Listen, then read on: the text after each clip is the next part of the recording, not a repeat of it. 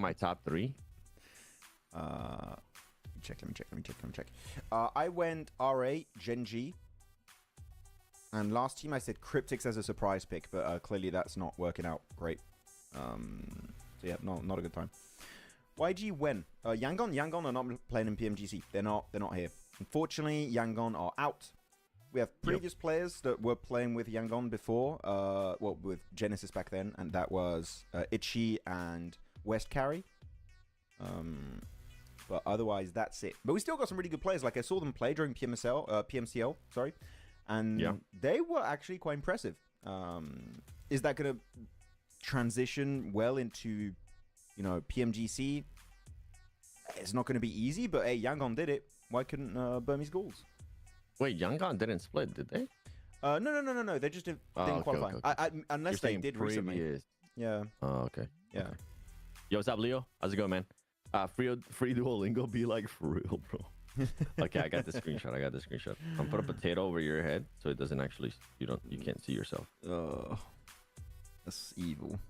That is evil stuff. You literally can't see yourself. That is evil stuff, Seven. What's up, Leo players? What's up? Welcome. Hello, Mr. Seven and Max. Woo. How's everyone doing? What's everyone's prediction for today? What are we thinking? What are we expecting to happen here? Have some wacky situations? Any big comebacks? Any absolute dominance? What's the overall? Like 91. Oh, I got it. 91 points, 64 points for second place. I mean, Genji is going to continue to do their thing. Yeah, I mean, they're big chilling. Satan is like, I thought there were 1, but there were 2. He'll do it again today. That was such a funny bit, to be honest, with him. I really enjoyed that. That was. You have, I mean, you have him get the MVP yesterday as well. So that was quite impressive. Other teams that need to step it up. Twisted Minds. Wait, I feel like that was the second half of the day, right? Seven, I don't care what you're talking about. I have to show. Full cam. Look, it's Nozed. He's coming up. Now. Whoa. Oh my god. Oh my god, it's Nozed. He's there.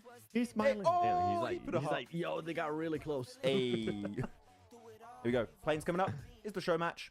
Let's get right into the action. Yippee. Maxman, how a team earns PMGC points in the finals. If you're talking about the PMGC points for different regions, this is how. But not on this match. This is just a show match. Yes. This game does not count. This game is just a fun little show match. There is a prize pool for the show matches, but it has no influence whatsoever on the actual PMSL rankings. Okay? So keep that in mind moving forward. Here we go. Playing path. West to east. Everyone's going to be hot dropping in the mode. I'm going to hide the camera so you guys can see, but they're all sending it in that one spooky soiree area. And it was fun yesterday. There were so many people in this hot drop. It's really fun. 64 players in like this small area. Imagine during a PMSL, like an actual proper game, everyone just agrees on that one match. They hot drop a Chinky. That'd be fun. Holy! Let's see. Oh, damn, Power. Okay, I didn't do you dirty. I decided to just delete that screenshot, even though it was really good, actually. You can keep it. It's fine. It's not like... It's just I looked... What? I looked like I woke up. That's it. Nah, because I was going to put a potato right over you, so I was like, nah. You mean like I look like a potato? By the way, look at this skin, man. This is so cool from Fidam. There's a part of me... I don't know if you would agree, and actually I'd love to have chat's input on this. Would you like it so that the players can use any skin they want in-game, but... on their POV, they don't see skins, but only for the spectator client, we see skins. I think that would be really funny. I don't know what you think. Because you can do that. If you don't download the skins, they don't see the skins. Yeah. They don't know who is who because of the skin, because that's also an issue. It's like, but if they're wearing different skins, then we know this skin is that player and it's that team. Like, no. If you don't download them on their profile, they won't know who is who, and they can show whatever skin they want on their account. I think that would be cool, personally. I think it would be. That's not bad, actually. That's not a bad idea. For me, I would like to see them all wear the same sound skin. Well, there's a corn on the cob skin also. Just everyone in that skin. I want the bunny suit. Somebody show me like they're like a OG on their account with the bunny suit. The first ever Royal Pass. Hey, that's my go-to skin, bro. I don't change skins. I don't go for the fancy ones. I just stick with the with the good old bunny suit killer. Yeah, I only put the esports skins now. Every esports skin I got the PMWC, I got the PMGC one of last year. I get the weapon skins also for every esport because they support the esports scene directly, right? Getting the esports skins. Yeah. So I purely buy the esports skins and IP collaborations I like. Like the Sonic one, I got the Buddy. I got some Attack on Titan skins. Yeah, all the skins. That's how I do it. Like right now, only esports. But like I get everything. My background, I think. Oh no, you haven't played with me recently, Seven. But when I play, my background is the PMGC background of last year, and it looks so cool. It's so sick. Yeah, that's cool. Skins was equal that part of the rolling? Yes. Was that part of like you pay UC for that? Yes. Yeah, like you roll and you get it. You know what I need to start doing, bro? I need to actually start filling out the forms that we end up getting every single time after an event so I can get the damn titles. I always forget. Yeah, I have it now. But yeah, it's a fun title. But I wish it was not limited. I wish I could always have it. Oh, is it limited? I thought it was unlimited. No. It's limited for like 365 days or something. Bruh. Hashtag rich. No, it's not that much UC really, Dress Short. Like, if it's a good IP collab, I might drop a little bit of extra money. But usually when it's a good collab, or the esports stuff, also they have it in the. It's not the Royal Pass. What is it called? You know the system where you play games, you gain points, and you can you unlock it. Prize Path. It's on that, and that's super cheap. And actually, the value you get out of that is insanely good. You just have to play a lot, and well, not even that much technically, and you get it all. So I love that. I love the Prize Path. I need to try to do it next time. Yeah, you'll see the next Prize Path is way better than Royal Pass in my opinion. Value-wise, in terms of like the quality of the skins you get, is crazy good. I love it. Ooh. I mean, it's letting me what was I gonna say? For me, last time I ended up actually spending like a good amount of change for a skin was the Godzilla. Ooh, the Godzilla pet. That's a good one. After that one, I was like, okay, I ended up giving up a little bit because of I never got the M4 Glacier, bro. I'm still salty. You don't have it? No, I don't have it. I got it in like 93 tickets after farming for like a year. I was like, okay, I send my tickets. I'm gonna go for the M4. I got it after 40 pulls. Super easy. Barely an inconvenience. Yeah, I got it super fast. I got it like 6 months ago or something. Yeah. What's your collection level? Oh, it's very low. I don't remember. I don't care about my collection level. It's not crazy. It's not Winsanity's levels of like, you know, collection level. I got some. I get the stuff I like, and I got an MG3. The one that cost me the most was the McLaren and the MG3's upgradable skin. But because it was so cool, and I really wanted it, and I was like, you know what? I've done this game for like since 2019. I'm like, you know what? I'm gonna give back. And I like my Gomeras. I splurged on that a little bit. I think when I was like full on content creator stuff, I think I definitely ended up giving out more money than I even spent on my account. Oh, really? Like a lot. Yeah, like not even close. Because every single time I would do a live stream, I would end up giving out like $10 to $20. I did hear, guys, by the way, if you want, you can go follow Seven on his Instagram at the Seven Worlds Gaming, and he does UC giveaways, like 10 million UC giveaways every day. Do it. Go check him out. Every day, can you imagine? Bro, broken. Yo, like hear me out. A week. I got Glacier 4 times, but not with UC. Wait, what? Same. I got it once, not 3. That's a lot though, but I got it once, and it was perfect. Yeah, I tried. And then I was just like, okay, I'm taking a break from trying to get the Glacier. Still want it though. But I like the skins that I currently have, so I'm not like super worried about it. Yeah, that's fine. I like the car skins that I have too as well. I have the Gomera. Oh, so good. Leo also has the bunny skin. OG. I mean, can Indo-region teams in future can also get those points to qualify? They might change how teams qualify next year. It changes every year. Like the systems has slight iterations on itself. So we don't know. Next year you might have just an invite slot. Next year you might actually have a point system where, depending on how they do in their competitive year, they can qualify. We don't know. Generally, we know nothing. We never know. For next, like normally we have some slight little spoilers here and there. Like generally for next year, I have no idea what's going to happen. Nothing has been shared. Like I'm actually very excited for PMGC for 2 reasons. One, because of course the competition is going to be crazy cool. But the announcements of, I'm hoping James Yang, it will be there making announcements for what the next year's circuit is going to look like, because currently we have no clue what's going to go down. Should be our boy James. So nice, what up, boys? How you doing? He's so cool. I love that. I love that man. He's so laid back. You know, it's kind of boring. I mean, this is not even actual. This is just a show match, bro. Yep. Got little ghosts everywhere. So yeah, definitely. It is more competitive this season. Like we were talking about this yesterday. You've been talking about it throughout the whole PMSL. This fall split, definitely more competitive. Yeah. I feel like people compare now every region to, well, like CSA, because it's a very aggressive lobby. There's a lot of cool storylines and stuff. And when you have a region that maybe has less storylines, like I would say this region has less storylines for some of the squads. That impacts it, because I feel like we're covering MENA and CSA, I would say, in a similar fashion when we go in casting mode. But instantly, when you have big names like the teams in CSA, so you got your APGs, you got your inner circles, you got your horrors, you got also now the CIS teams rising to the occasion. You got so many storylines that every time a fight happens, there's meaning behind it almost.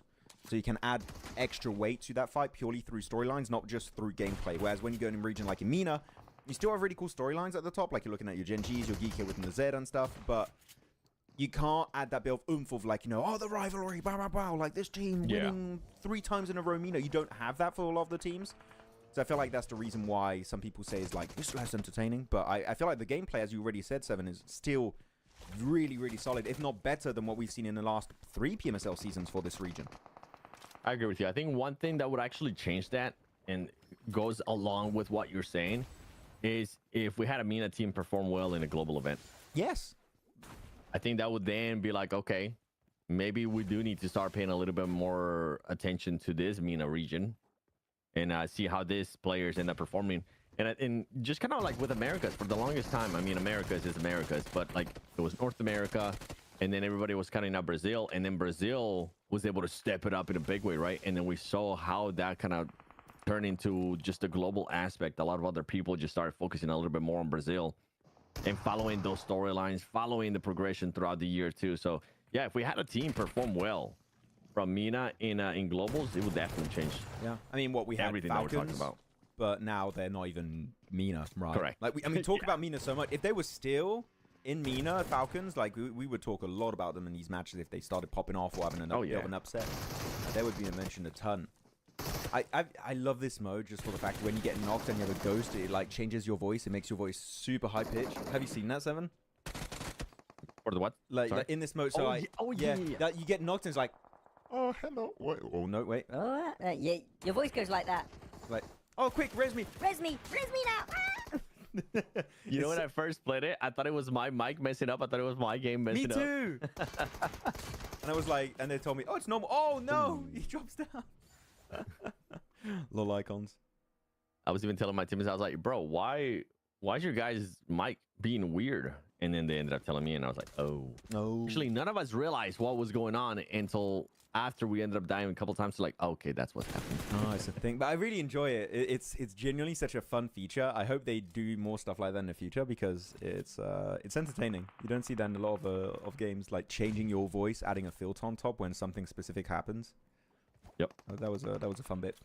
Did you guys watch the PUBG Mobile Ruthless COG? The lobby is amazing. I know. I looked at the team list. I couldn't watch it because I still had 2 streams, and I was like, I need to take a break to relax and just disconnect. But I did see it. Let me recheck the team list. I watched like I think. I know. I was about to pull it up. Ruthless. COG. PUBG Mobile. Is it Clash of Giants Season 7? I guess. What season is... I got Season 12 here. Invitational Showdown. There's Clash of... No, I'm on 14 to the 18. I think it's Clash of Giants Season 7. COG of Giants. I was on the wrong event. I was on the Invitational. There you go. And yeah, man, but it's super stacked. And especially it's super cool that we've seen Chinese teams there. Do they have teams from India? Like, they would need to add teams from India in that tournament if they could, because that would be a really good way for them to catch up a little bit. You put OG in there or something. K9, Team Soul. Hell yeah, man. Amazing. I wonder how much Much ping to play with. I don't know. I mean, ping sure matters for those tournaments, but they're kind of like unofficial scrims for them. Yeah. So, in regards to like if they were to add like other teams, right? Mhm. Because before PMWC, what we had Alpha 7 do their boot camp down in Southeast Asia, and it was because of this reason, because they wanted to get into this tournament, and that was going to be the only way. So they wouldn't, if not, they would have had just a stupid amount of ping disadvantage. Yeah. So it will be cool. Hey, yeah, for Indian teams, it will be cool, man, if they maybe think about doing that too. Setting their boot camp before a big event in a different area, playing in this kind of scrims, getting that extra experience. That'd be really sick. Whoop, good nade. No, I think that'll be cool. I think that'll be a good way for them to play catch up, level up a little bit. Yeah, and guys, just to like make it sure everyone understands, this is a show match. This is on the current mode in Classics. So we're not really talking about it unless something cool happens, but we're just chatting with you guys before we dive into the first game on Rondo. We're taking it chill, taking it laid back. Casters, Thunder Talk or OG can't compare Weibo with any Indian team? What do you mean, Toxic Thor? I wonder if he's talking about how you say OG can do better than Thunder Talk. Yeah, I think so. Maybe not rotationally speaking, because I feel like they can be comparable. Like Aru and I think the idling of Thunder Talk is really solid. I just think fragging wise, Thunder Talk are lacking, and I think that could be something, especially when you have AKOP on your team, that they could win that. I think like pure fragging wise, I feel like you put them in a TDM. I think OG can come out on top. That was my pick. That was my prediction. Wait, just TDM or just you're thinking about like actual? Not even fight. Like, even the fight, okay, but like, I mean, pure fragging potential. Oh, look at that zone. I don't remember that. What's this zone? I've never seen that in my classic games. I think usually those are like you shoot at the little ghost and they give you loot. Oh. Yeah. This one, see the loot on the ground? Yeah, you shoot the little ghost. They just pop up randomly, and then it just drops loot. I have seen that, but they didn't have this blue aura around it. Oh. By the way, have you seen in the new version, you have team logos that are shown in the distance and it doesn't show player name, you see? That we don't have that in the normal games, if you remember. But like when they're too far, it's just a little logo and it's not the full team name. And I'm not sure if I like it or not yet. I like the logo. Yeah, but we wouldn't know sometimes it's hard to see the player name. Mm-hmm. You see, it's just logos there in the distance. And when they get close enough, boom, player name. Yeah. Which I guess is fine because they're not going to be an issue at that distance, right? Yeah, like you at least know, hey, Cryptix is going to be going up. I actually like that change. Yeah, it's not in the current version of esports because esports is usually a patch or two behind. Yep. But maybe we will get some different changes when it comes down to PMGC. That would be a cool change. Also for Rondo, I want to see a recall counter for some players, so you know like which players have been recalled, which players haven't been recalled. I think that'll be really good, really important too. Yeah, I mean, having that counter would be very important. Like, if you have one guy that still has a life, he would normally be on the front line and everything. It changes the way you fight. Yep. Why recalls on Wrangle? This is a show match, Panda. This is not the actual tournament. This is not an actual PMSL game. This is just a show match with the teams of PMSL MENA. So this will not count towards the actual tournament, okay? This is just a fun little show match with a mode in Classics. Casters, are you having an Eye on Ruthless Hype Esports? Yes! Yes, I want to watch it. I usually use those events as a really good amount of my prep heading into PMGC and Globals because it's literally the closest you can get to an official scrim that is streamed with those teams. It's just pretty much bragging rights, right? They don't have an actual prize pool, or do they? There is a prize pool, but it's not like comparable to PMGC and stuff. There is. Well, yeah. Come on, hit those shots. And of course, you have like a map feed and everything, so you can use it for your personal research as a team. Hey, Genji, womp womp, out. How Sook do better in global, but other Chinese IGLs don't? That's a great question, bro.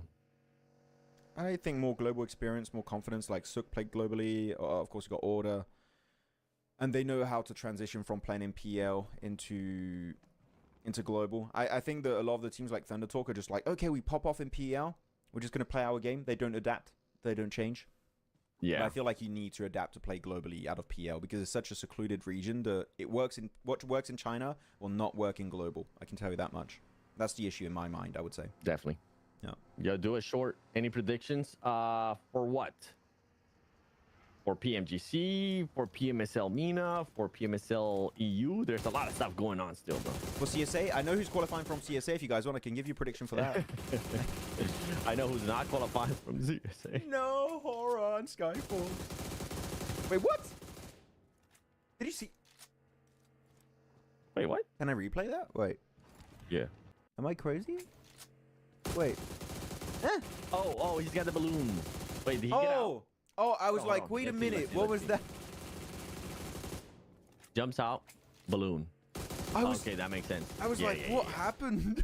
But I thought he went in the actual game for a second. I was like, wait, what? What happened there? No, he's just floating away. Do a short for MENA. I said yesterday that Gen G was gonna be winning before the matches started. I can't remember at the top of my head though which were the other two teams that I had qualifying. I'll have to go back and clip it. Yeah, I do actually. So if you want to go back to yesterday's start when we're talking about the predictions and let me know which other two teams I picked, please let me know because I don't remember. Yeah. You remember yours? No. Right. I remember. No, I do remember. Sorry, I said Gen G. I said RA, and I said Cryptics. But Cryptics I think I might have agreed with two of those, and then I switched the third one. Didn't you pick Power or something? Or Vision? I don't remember. No, I think I might have picked like Twisted Minds. Oh, yeah, that's bad. Yeah, I think I might have picked Twisted Minds because I was like, well, actually, I probably didn't. I made sure I look at the PMGC points. I was like, I'm not picking teams that are probably going to qualify via PMGC points. Oh, that's fair. That's fair. What's up, everyone in chat? VJ's here. Hanopi, MLG, Fake Kakarot, Hassan Ali, Daddy, Kiddo. Hi, Doctor. And I8 Doctor is here. What's up, Doctor? Welcome. Yeah, I think it was Gen G R8, and I didn't pick. Yeah, I think I thought about picking Twisted Minds, but I didn't because of how far ahead they were in the PMGC rankings. Yeah. You picked Twisted, Gen G, and Power. Yeah. I think it might have been Power. Yeah. I mean, Power, I think through PMGC rankings should be fine. Let me recheck it, actually. Let me check. PMGC. Power? No, Power's not even up there. It's actually Gen G. Oh, yes. Well, now, especially would be after up there yesterday. and it would push it down then. Yeah, you're right. Let me recheck. MENA. Because yesterday Power was ahead before we played any matches, based on what happened in spring. KSA, Iraq, Egypt. So yeah, KSA, Gen G. It's a 28-point difference currently between R8 and Gen G, and Power, they have a like 30 plus point difference. So 32. So Gen G, yeah, Gen G are looking super comfy, man. So that means it's going to be pushing it down in the rankings as to who qualifies. How interesting. Ooh. No, Cryptics started waking up yesterday. Towards the second half of the day. It wasn't like what we expected out of Cryptics or what you wanted to see, but it was a little bit better than what we saw at the beginning of the day. Slightly. That team was just non-existent, bro. Yeah, slightly better. Still, I really got hyped up during the rounds. Round 1, round 2. I was like, okay, Cryptics, they're doing some cool stuff. Marshall was popping off at one point. I was excited. Even Vision had like Marcelo doing well. I was like, okay, I want to see a little bit more going into the finals. But finals is of course, it's a different beast. They did an arc rate switch on you. No, not an arc red. It's the worst. I love the sound of that weapon. Oh man, the org with that skin is just amazing.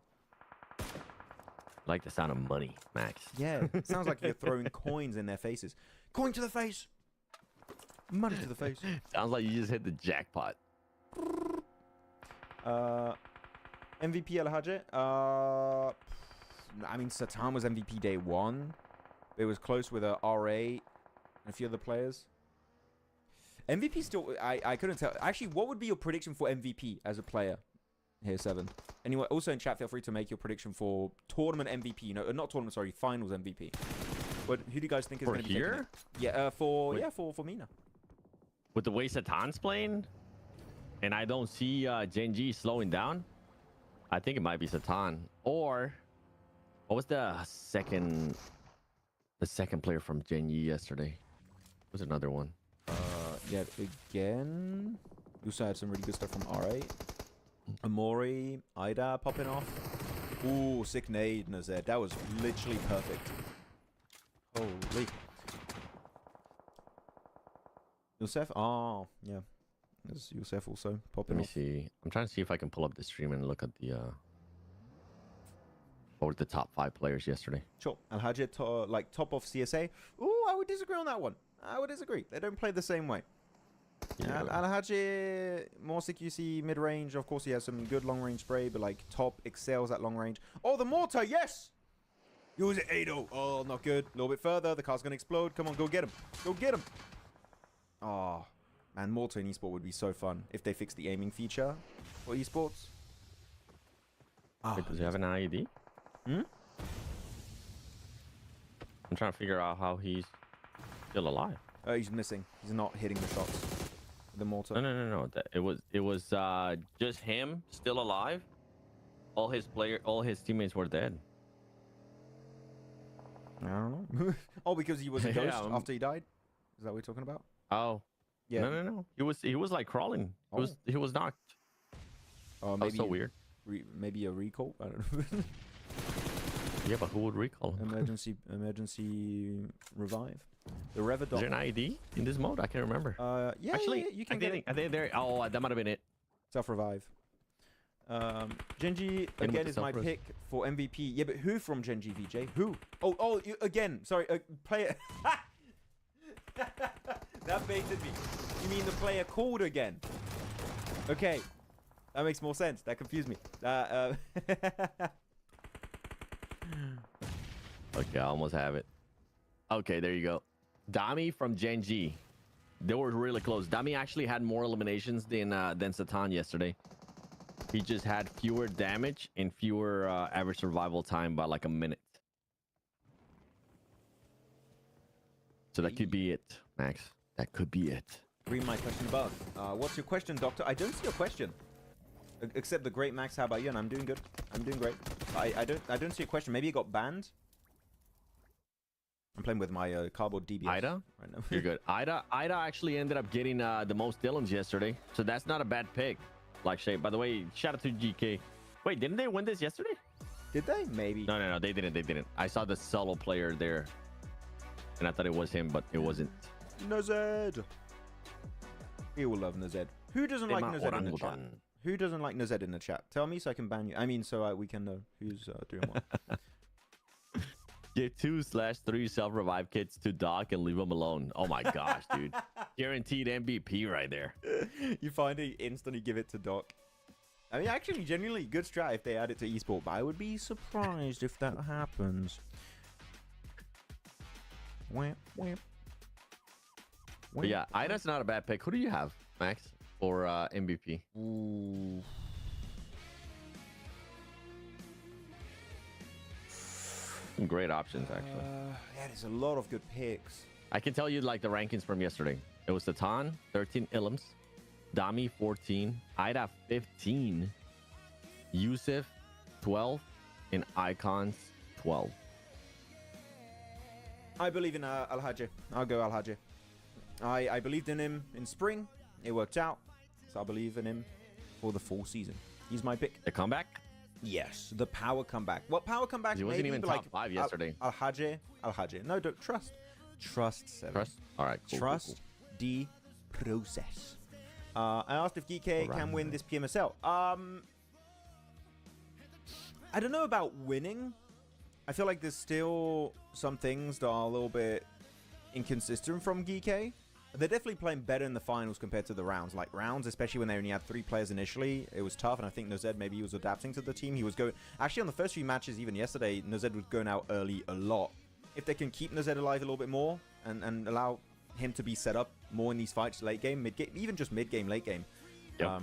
I think they could make it. But I don't expect them to win. I don't know what you think about that, Seven, but a win seems...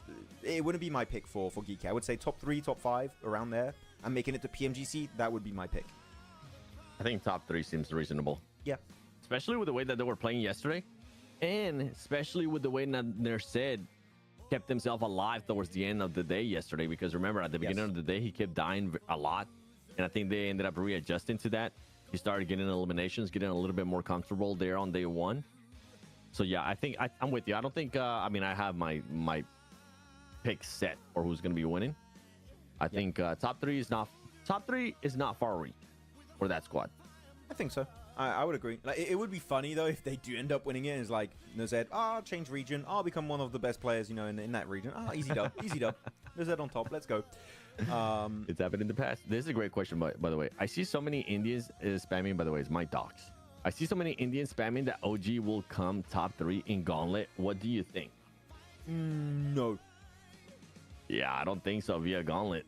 I think Gauntlet. If you want to entertain the idea, go look at the PMGC Wikipedia page. Look at the teams currently qualified, and just keep in mind that we're going to be adding strong teams from MENA. We're going to have strong teams also from Turkey, possibly from PMSL EU, meaning you could have an S2G, you could have a Regnum Karya, all of those big boys. I think if they qualify, it's going to be middle of the table. I think it's going to be like 5th place and maybe below.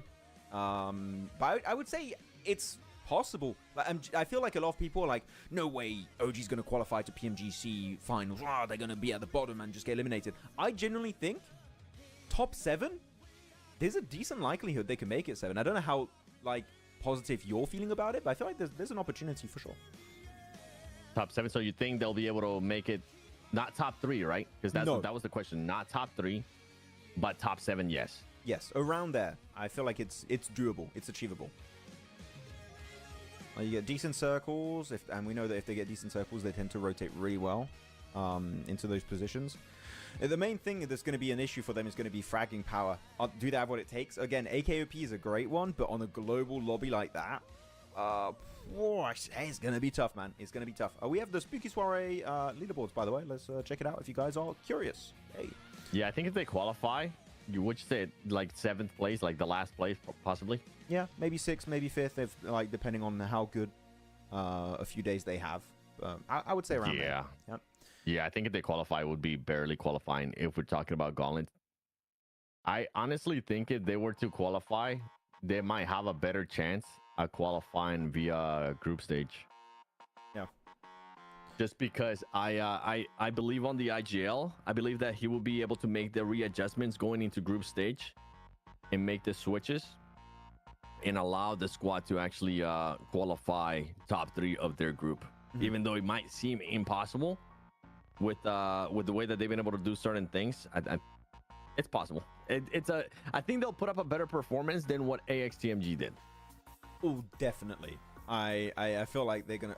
AXTMG showed some good stuff. I feel like they were very respectful of the lobby because they knew they came in as an underdog, and I feel like that was good. Yeah. But that's never gonna win you tournaments, or at least get you in the finals of the tournament. And clearly for them, it didn't. So yeah, those are my thoughts and Seven's thoughts on that topic. What do you think, my docs? You're asking us questions. What do you think? Do you think they'll make it via top 3? Top 3, yeah, bro. If they do top 3, sure, man, that's gonna be awesome. But I just don't see it happening. Yeah, I will do the Teri Pyari Pyari Dokian during the league stage if that happens. You know, I'll do it even sooner. During Gauntlet, at the end of the Gauntlet. Yeah, I'll have a green screen and everything, confetti all over the place. I'll hire dancers in the background. We'll do it. Sergi perform. Yeah, what rank do you guys think OG will get in Gauntlet? What do you think? I'm curious what chat is thinking, if we're gonna have people agreeing or not. I think middle of the table. I think so too. My docs. I think middle of the table is reasonable and more than achievable for them. Hello, Giancarlo Loyola Cavallero. I like that name. Sounds like you just came off like a old Zorro movie with that name. That's so cool. Giancarlo Loyola Calveiro. Yeah, it sounds cool, no? That's a cool name. Yeah. Is that a real name? Lucky fella. That's a cool one. I think might be Brazilian or Portuguese. I don't care. Sounds cool. That's all I can say. That's a dope name. Cool name. What view is CAG team from Japan? Oh, CAG Osaka. The only team from Japan I really rate, I'm sorry, is Reject. They're the only one, especially now with Sarah joining back the team. I don't see any team from Japan eclipsing Reject at any stage of PMGC. I feel like they're just going to be number one. If they don't qualify to finals, I don't think any of the other Japanese teams will qualify to finals. All the hope is kind of riding high on Reject for me. Yeah. I'm liking some of the answers that chat's giving out here, by the way.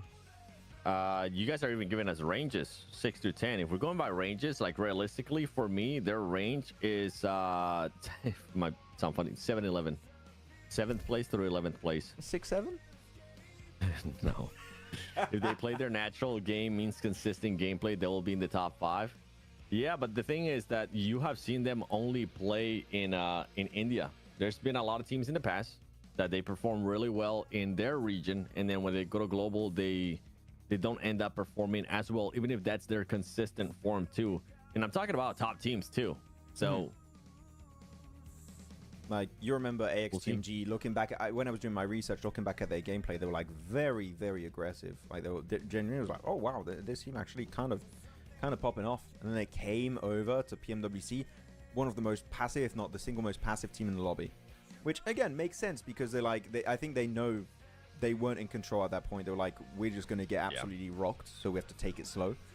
But like, there's a very big change in playstyle. I'm telling you, the way you saw OG play in India, I'm 99% sure is not the OG we're going to be having going into PMGC. Like, they're going to adapt, because if they don't, they're pretty much going to be 16th place during that one. If they don't do any changes and just play their game, sorry, you're asking for failure. And that's why I'm actually very excited to see BMIC. I feel like that's going to be a true testament to them making changes in anticipation of PMGC. If they play the same as they were during BMSD, I'm going to be like, oh, that's not the best sign. What do you think? Would you agree with that or not? I'm with you. Yeah. I'm with you. I'm excited to see like the rotations. I'm excited to see like the mechanical play from some of the players too. How they're going to be picking certain fights, how they're going to be using the utility to their advantage as well. I think that's going to be able to tell a lot, especially Max. I mean, let's be honest. You and I have been doing this for so many years that we're usually able to tell right away if a team's got it or if a team doesn't. Yeah. Like, depending on how opportunistic a team is. One thing I'm going to be saying, that a team is good in PMGC based on one thing. Like, one key factor makes a team stand out is like, oh, this guy, these teams, these lads on this squad, they have it. Okay? And that it for me is third parties. I feel like a team that misses out on third parties for me is a team that's not really feeling this lobby too well, or not feeling comfortable, and feel at a massive disadvantage. I want to see OG during BMIC being like, oh wait, there's a big fight happening here. If we take that fight, we win the game, or we reach like top 5. I'm looking to see more big third parties from any team, and of course that would include Orangutan, but and whoever qualifies through BMIC. But it is very important, because if you don't, shows to me you're scared, you're hesitant, you're unsure, and a team like that, I mean, really never won a global. So we need to see that. Yeah. Also, you got to think about like teams that end up getting a good placement in the circle, and even though they have an option to get a lot of eliminations, they don't go for it. Man, I hate when teams do that, and it's something that I always end up calling out, because that's like, it doesn't happen often, and when it does get given to you and you don't take full advantage of it, it's something that just automatically pisses me off. So yeah, like that, what you're saying too, third party. The other big one is willing to give up a fight when you know you shouldn't be there in that fight. Willing to sacrifice a player when you know you shouldn't go for that pickup. Like, sometimes teams aren't willing to do that. They aren't willing to sacrifice a player, as we've seen over and over again with APG. I feel like this is why you and I are so harsh on APG, and maybe sometimes so harsh on Doc, because he puts his team in those situations where they're not willing to sacrifice him. You got to be able to sacrifice a player regardless of who it is, depending on the scenario. No, exactly. I fully agree. I feel like you're able to know when to take your fights is a very, very key aspect of the game. Take every opportunity, you mean? Yeah, Doctor. Take every opportunity that makes sense then, right? If you want to try and like make it that makes sense. Correct. Yes. That actually gains you value in case of a success. Then go for it. There's a big macro change between BMSD and the PMSLs for cover with while rushing utility. No, definitely. There's a lot of stuff, Darth Rake, that we could point out. But yeah, there's definitely some things. Besides giving the talent, it'll not take long to become superpower in PUBG esports, as we'll just recall 2019-2020. Hey, Orange Rock, TSM Entity, my boys remember. My boys remember that day. That was some good times. the World League. You on West back then or not? I don't. What were you doing during World League? West. You were doing West, yeah. Yeah, okay. Yeah. I was doing West. He was on the West side. And Footballist won it. Views on Alpha 7, by the way, for this PMGC. What? Somebody was asking Bezad Khatib. Views on Alpha 7 this PMGC. I'm not sold on him. They're not sold on themselves. They're currently trying to figure out what their actual roster is going to be like. They were making roster changes in PMSL America's finals. Benching Mafioso, bringing in Obscure, Gizao. And then it comes down to what's Revo's state of mind going to be too, because he's been going through some stuff. So yeah. That sucks. I feel bad for him. When I saw that, I was like, oh, damn. Yeah. He still played, bro. That's crazy. Yeah, I hope he's fine. That he played is crazy. Yeah, like that would have been completely valid for him to just ask to be subbed out. Yeah. But I respect the grind and everything. But I just hope he's okay. I wish him the best. All right. We have leaderboards. We're going to be checking it out real quick as we get ready for our first match of the day. Genji is still in first, and man, a 91 points, a 64 point. Like you have almost a 30-point lead in one day. Of course, you had head start points, but 91 points in one day is crazy. And even you take the 15 points away, guess what? It's still a crazy average. Can they keep it up for me? I feel like because it's so top heavy, I feel like we were both agreeing with that 7 yesterday. I feel like Genji's going to keep this kind of momentum going. Yeah, I don't see them slowing down, because even on the games that they slowed down yesterday, they were just putting up insane numbers. Like remember the first Erangel after they got a win in Rondo, they ended up 11th place with 9 eliminations. Like that's brother, that's a great performance. Anybody would be willing to get that performance right there. Would be a great time, especially as your bad game. Come on. Yeah. What does it take to create an esports team? You were talking about it yesterday. Money takes money. Money. Good management, people behind the scenes making right decisions, sponsor, getting you budget, and especially having a good team. Because if you have all of that and you have a team that unfortunately does not perform, or is not entertaining, not making content, also content, very important, you're done. Yep. You're done. And then it all narrows down to just performances, because you can be one of the biggest esports teams out there, but if you're not putting performances, guess what? Your fans will end up getting sick of that. And there's one team that's definitely running into that right now, and I'm pretty sure you guys can guess which one I'm talking about, chat.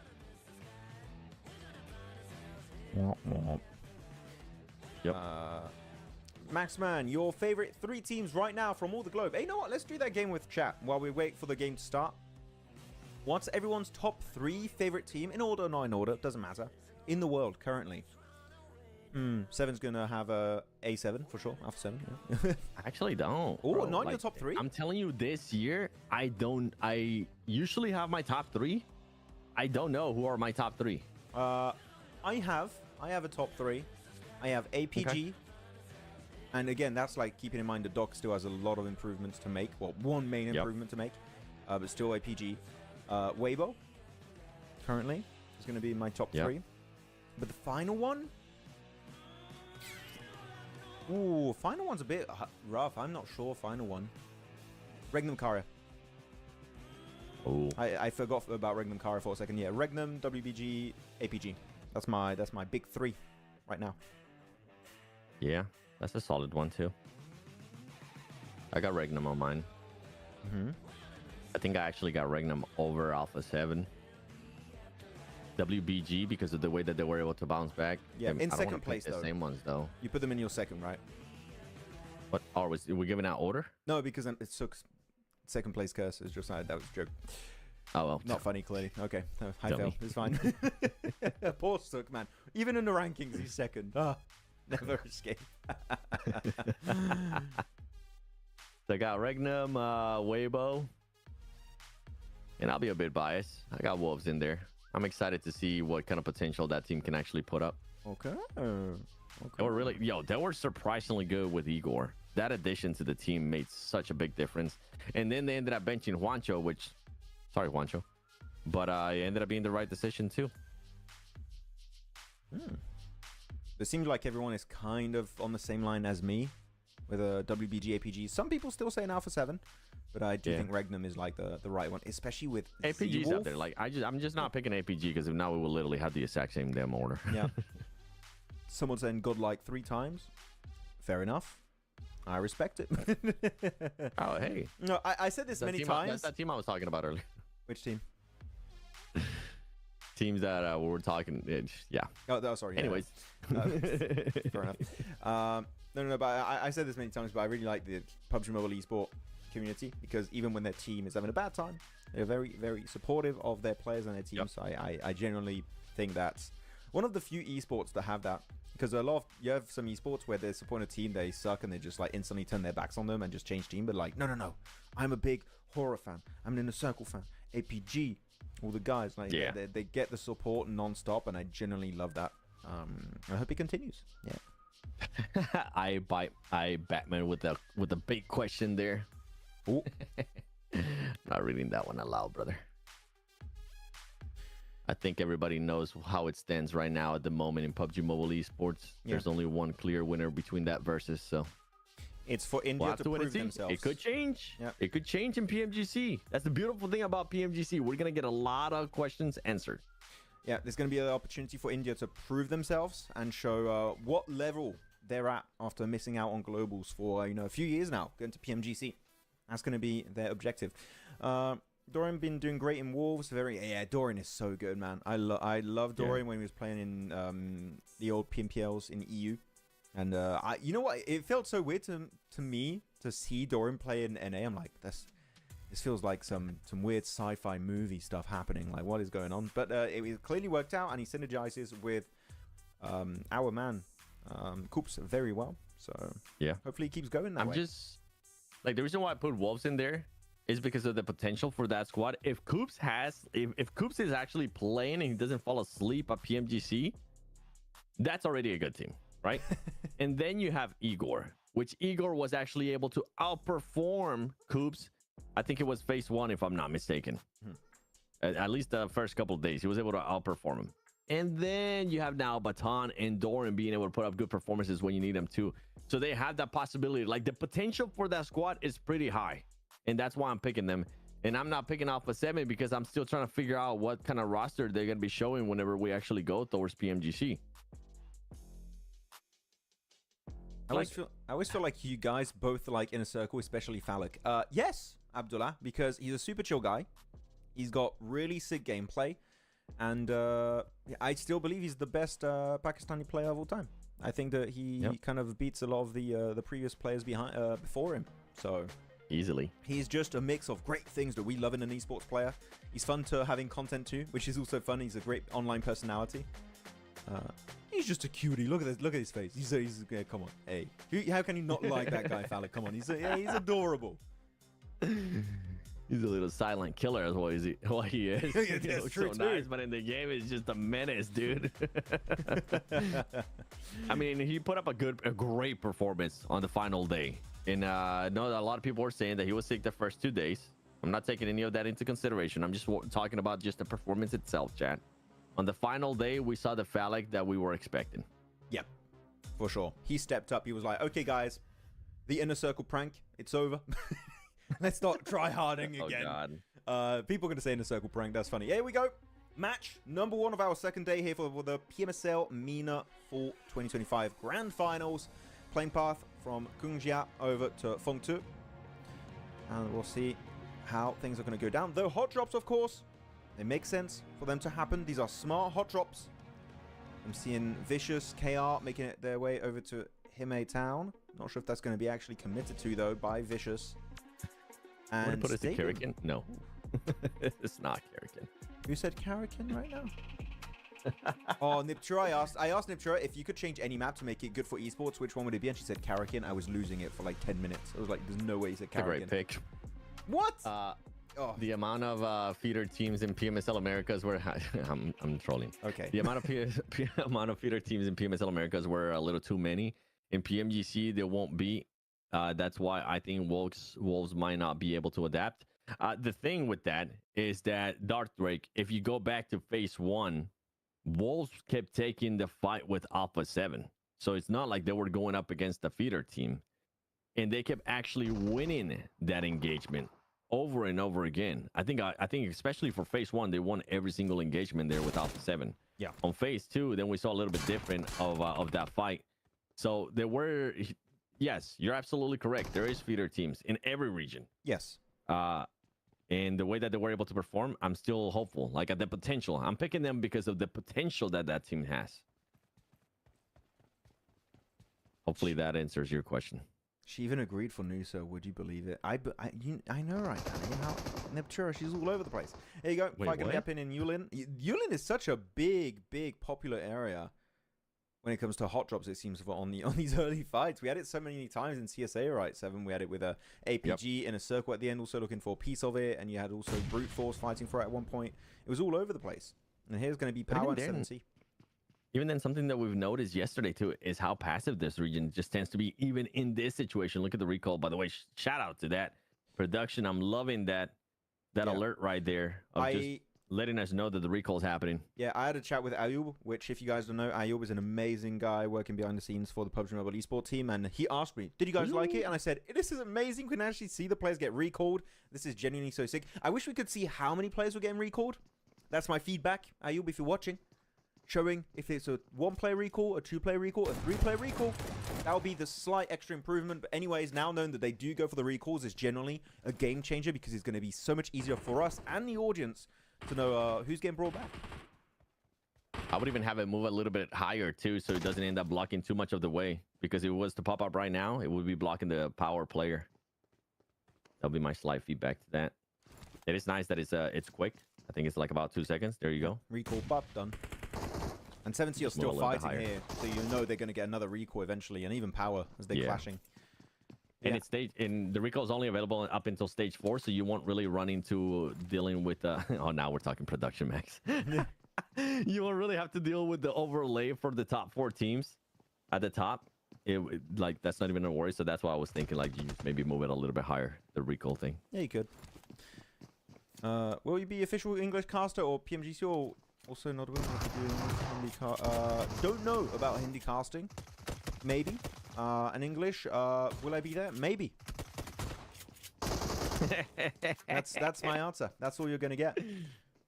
I don't want to get in trouble. You're funny. Don't do You're it. funny. You're funny. I don't want trouble, guys. Oh, he's healing up. Using the energy drink. Look, a big monster. But unfortunately, it's not going to be working out. I bet he was an MVP contender during the rounds. And here, he's popping off. Looking for a second elimination of the match. And there you go. Flushed out with a QBZ. He is off to an amazing start. And here you go. Another revive. And Power will be back as a 4-man squad. Well played. Ahaji, 1 elimination too. Ooh, GK versus Twisted Minds. Okay. Their set's going to be able to connect right there with a nade. Easy flush for him as well.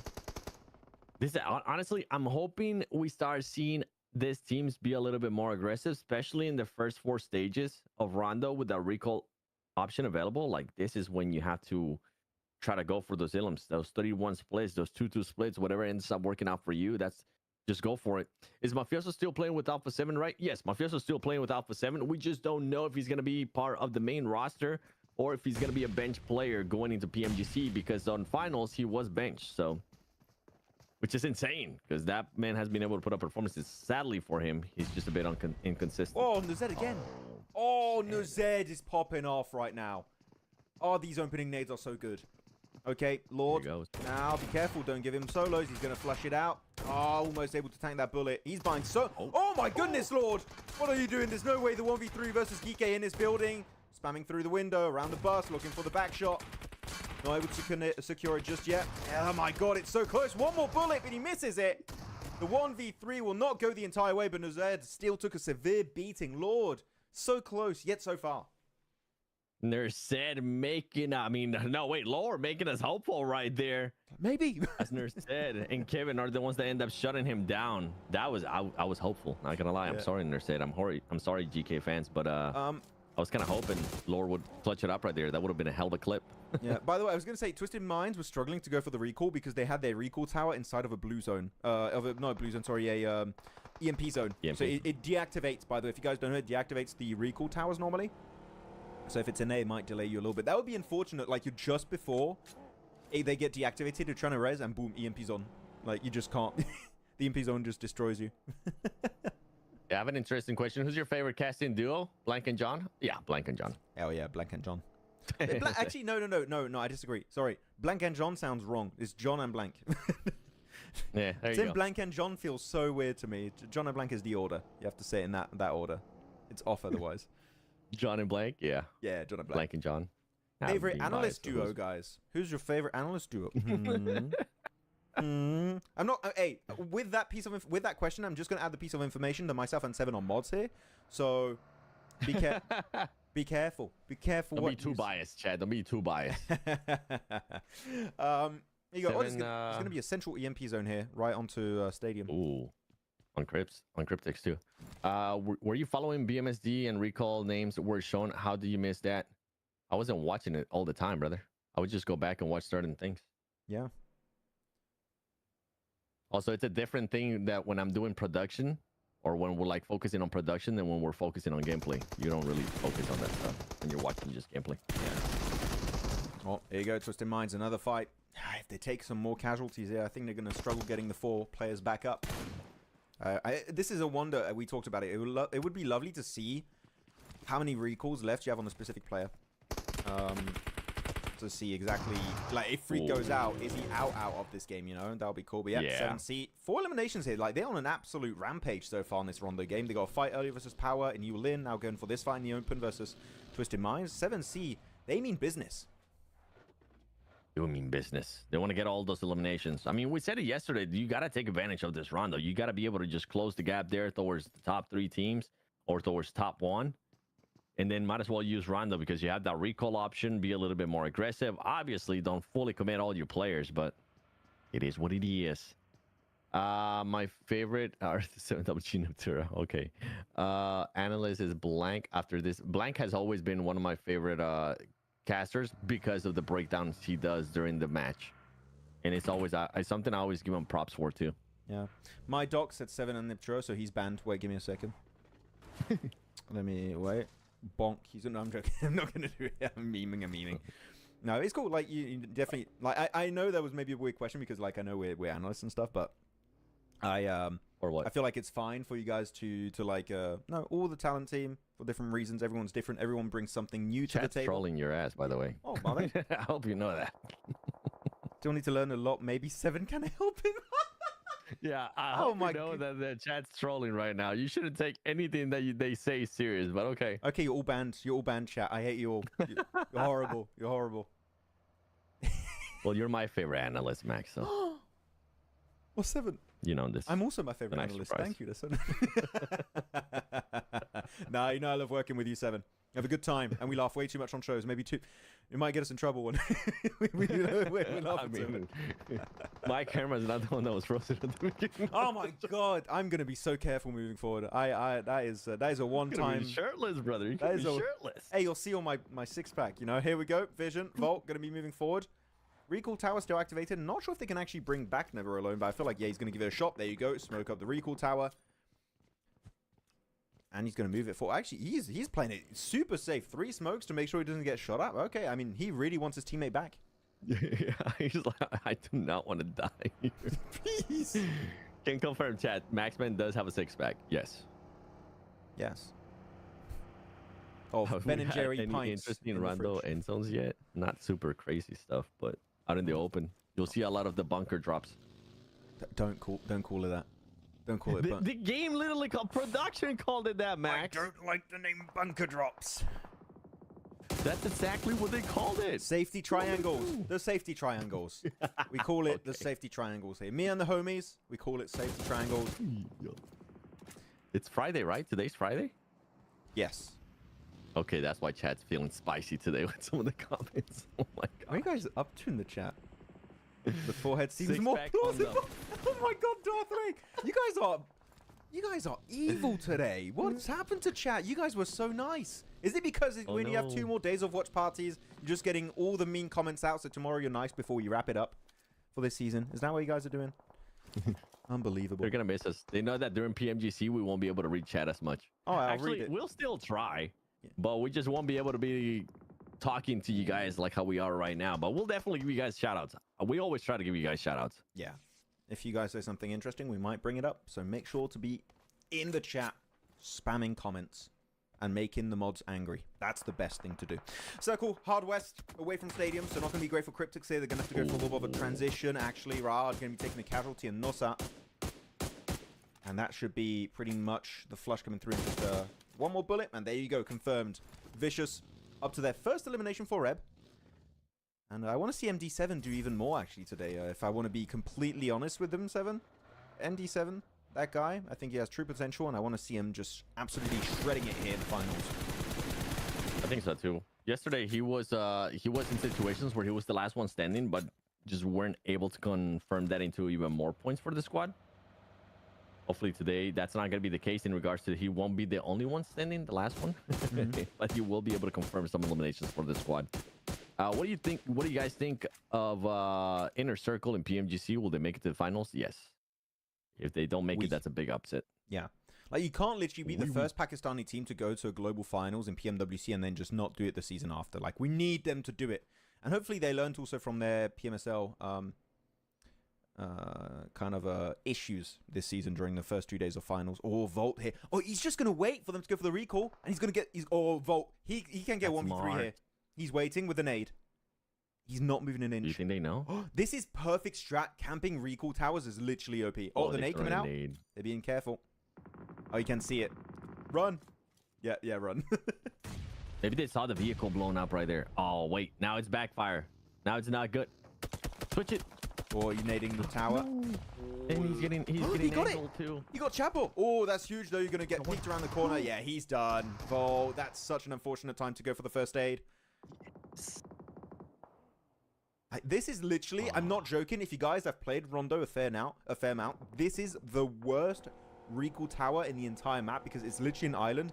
Any slight off-angle position you have not set up and secured and made safe for yourself, you're dead.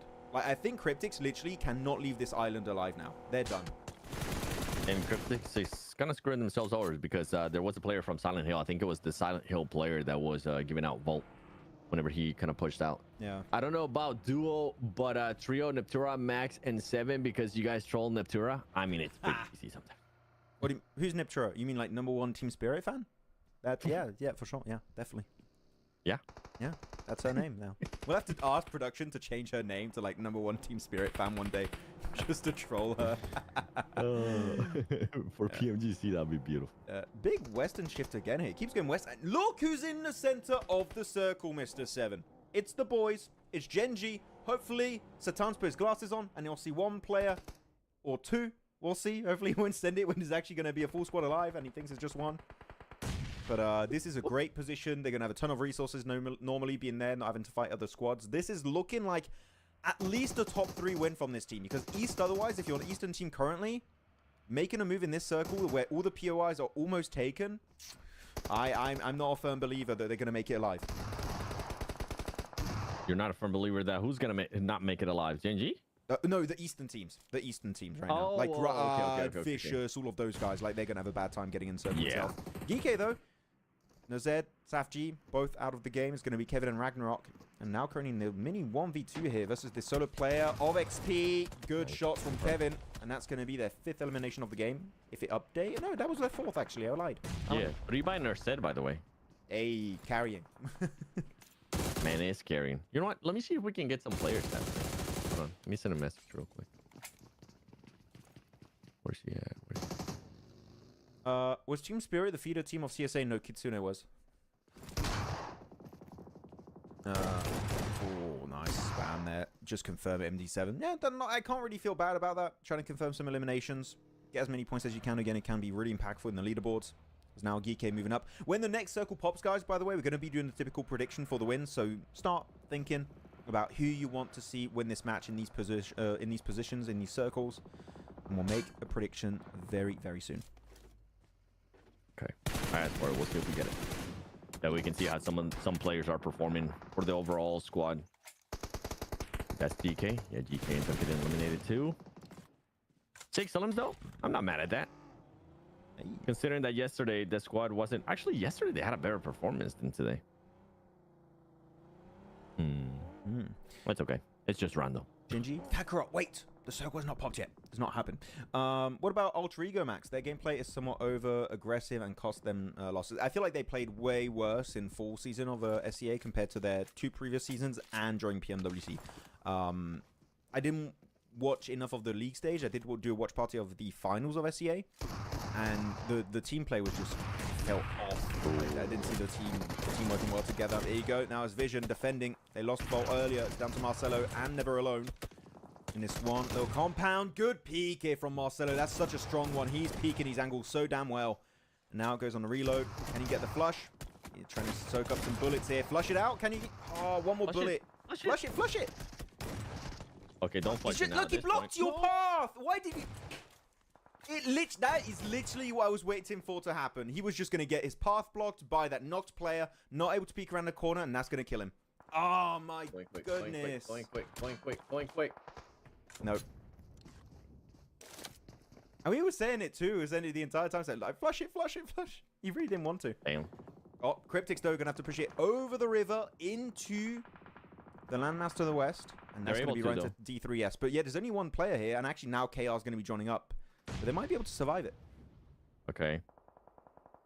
Oh, okay. Some of their options. Look at 7C. 7C has a lot of room to work with. Oh, big one D3S. He's defending solo versus KR.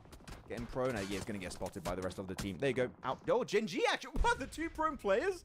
You see the 2 prone players behind that wall, man? They are sniping that northern edge. Holy. They're just chilling. All right. Still has all 4 players alive. Amar's going to have 4. Damn. All right, it's currently up to 7. And Ida's not even putting up any elims, too. Yeah. Once this fight's over, I'll show the map feed so we can have our little prediction game here. But yeah, R8 very aggro on Cryptics, which actually I kind of like it. Cryptics could be an issue later on if they try to push in their compound. So might as well get rid of it while they're in a bad position. Emergency cover flares coming out. Safety pyramids. Just be careful with R8. Maybe getting third party by Genji. Nice nade, though. Ooh, he's just rolling down. I already know pyramids could roll. Yeah. Oh, backstab a little bit happening here. See? Oh, Twisted actually. It didn't even end up being. Oh, what? Ooh. Yo! Didn't have enough momentum. Oof. Lucky. Do you know Voston I'm scared that RA was going to get their party right there. Twisted Minds. I mean, they're just finding the angles here. And RA wasn't really able to lay out any smokes, any extra smokes. Meanwhile, KR's just going to be coming in, but getting punished by none other than Lazy Boy. And Cryptics ends up surviving this push. They don't have to really worry about RA as much, but it is going to be a tough push out of this one. What are KR doing? They send 2 players solo. They lose them. They have 2 more players remaining. Then they send a solo, and now it's just 7 MD. I don't know what KR were trying to do, but I'm telling you, whatever it was not it. Cryptics, El Chapo with the car, trying to send it in the open. Oh, he's going to be able to find a tree, but will still get knocked in the process. And now it's going to be down to a solo. It's Lazy Boy with the buggy, trying to pick up some speed, making it far and wide in this circle. He does find a slight ridge line, and he will be safe. And you know what? It's time for the prediction game, chat. I'm showing the map feed. Who do you think is going to be winning this game, as now KR and also Cryptics are out of this game? You have Genji, 721, Silent Hell, 7C, Twisted Minds, R8, and to the west, you still have Power remaining in this match. How many players does Power still have left? I believe 2? 3? 3. Actually, I was looking at the Do we mini go with the easy pick here, or do we go with the different pick? What are we thinking? I'm going Genji. Okay, we're going with the easy pick. Yeah, I'll go Genji too. I will go Genji as well. Oh my gosh, yo, pop the tires real quick. Oh, that nade? Wait. Oh, that could be good, actually. Oh, is it going to be too short? Oh, a second one. Show us. Oh, the bounce is nice. The distance is good, but the car's rolling back. Wait, the car's rolling. Oh. Yeah. Oh. Hey, Danny, feel free to talk English if you want us to reply to your message. Sorry, we don't know. You don't know Hindi, brother. I'm sorry, bye. Does anyone know in chat if an emergency cover flare falling on a car will destroy it? I actually don't know. I've never done that in my games. Emergency cover flare falling on a car, does it damage the car? I don't know. I think he just maybe pushes it off. This is... Yo, R8. Why are we stopping here? R8, you could have full sent onto Twisted Mind. Stopping in the middle, you're just asking to get eliminated. This was not the right play, in my opinion. And here, they're just going to survive as a solo. They always tend to stop in areas where they just kind of leave themselves open for that nade. For R8, I mean, top 7 right now, 7 eliminations. Twisted Minds. Twisted Minds. I mean, this team, this is more of a Twisted Minds that we've been expecting to see. As they're going to be going up against 7C too. 7C has lost at least one player earlier on.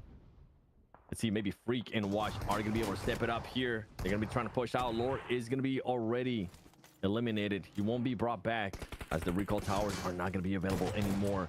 7C trying to find 8. Oh, it's not being able to connect right there. Is this all the squad though from 7C?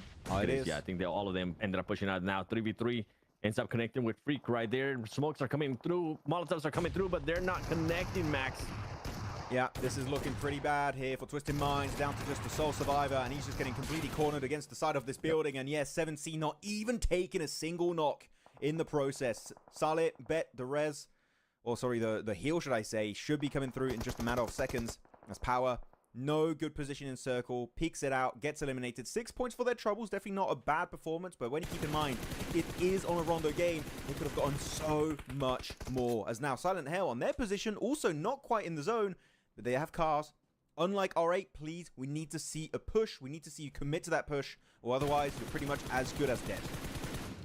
And for Gen G, I mean, right now, the circle is not keeping you in the center of the circle anymore. You're going to have to start being a little bit more proactive in this situation. See if you can maybe get on top of the roofs. See if you can maybe get on top of some different angles. So you can maybe start third-partying some of these fights going on. We saw them earlier third-partying the fight between Cryptics and KR, I believe it was.